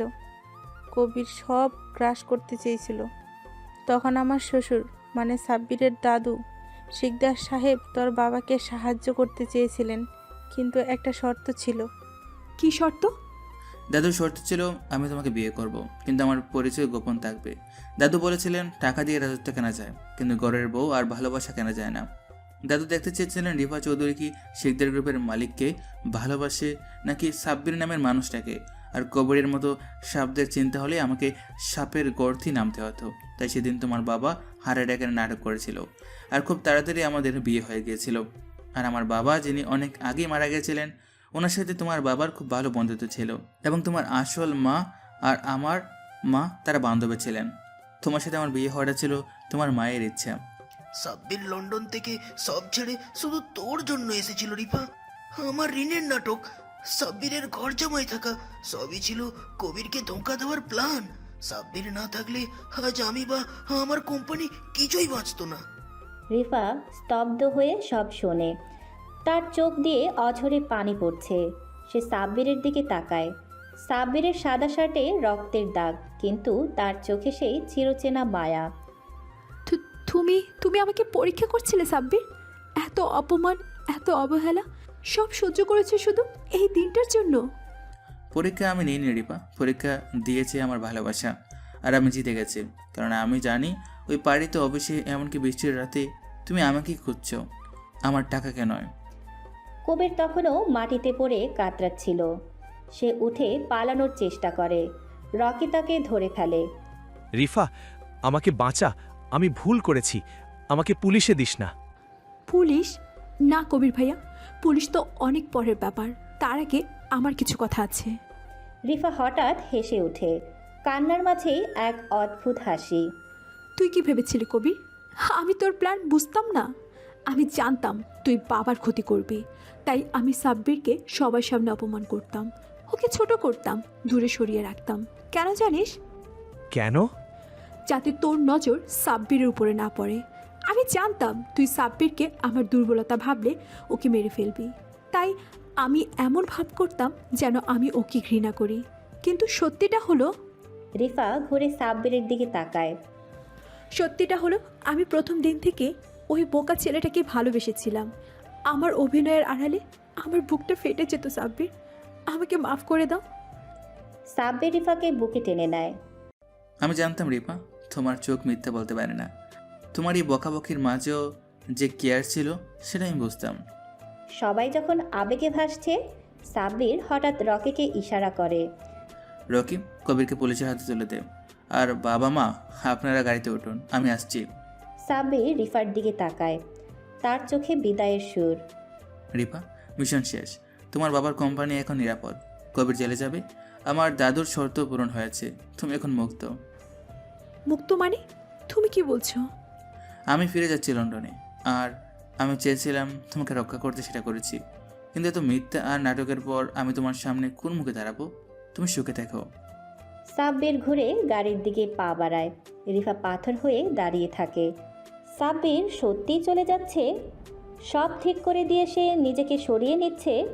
সাব্বির গাড়ির দরজা খুলতে যাবে, ঠিক তখন রিফা চিৎকার করে ওঠে। দাঁড়াও, খবরদার আর এক পাও বাড়াবে না সামনে। সাব্বির থামে, কিন্তু ঘোরে না। রিফা দৌড়ে এসে সাব্বিরের হাত ধরে নিজের পেটের উপর রাখে। চলে যাচ্ছ যাও, কিন্তু যাওয়ার আগে বলে যাও তোমার এই বাচ্চার দায়িত্ব কে নেবে? আমার একার পক্ষে কি শিকদার বংশের ওয়ারিশকে মানুষ করা সম্ভব হবে? সাব্বির চমকে ঘুরে তাকায়। তার চোখ বড় বড় হয়ে গেছে। আজমল সাহেব এবং জাহানারা বেগমও থমকে যান এই দৃশ্য দেখে। বাচ্চা? রিফা, তুমি তুমি প্রেগনেন্ট?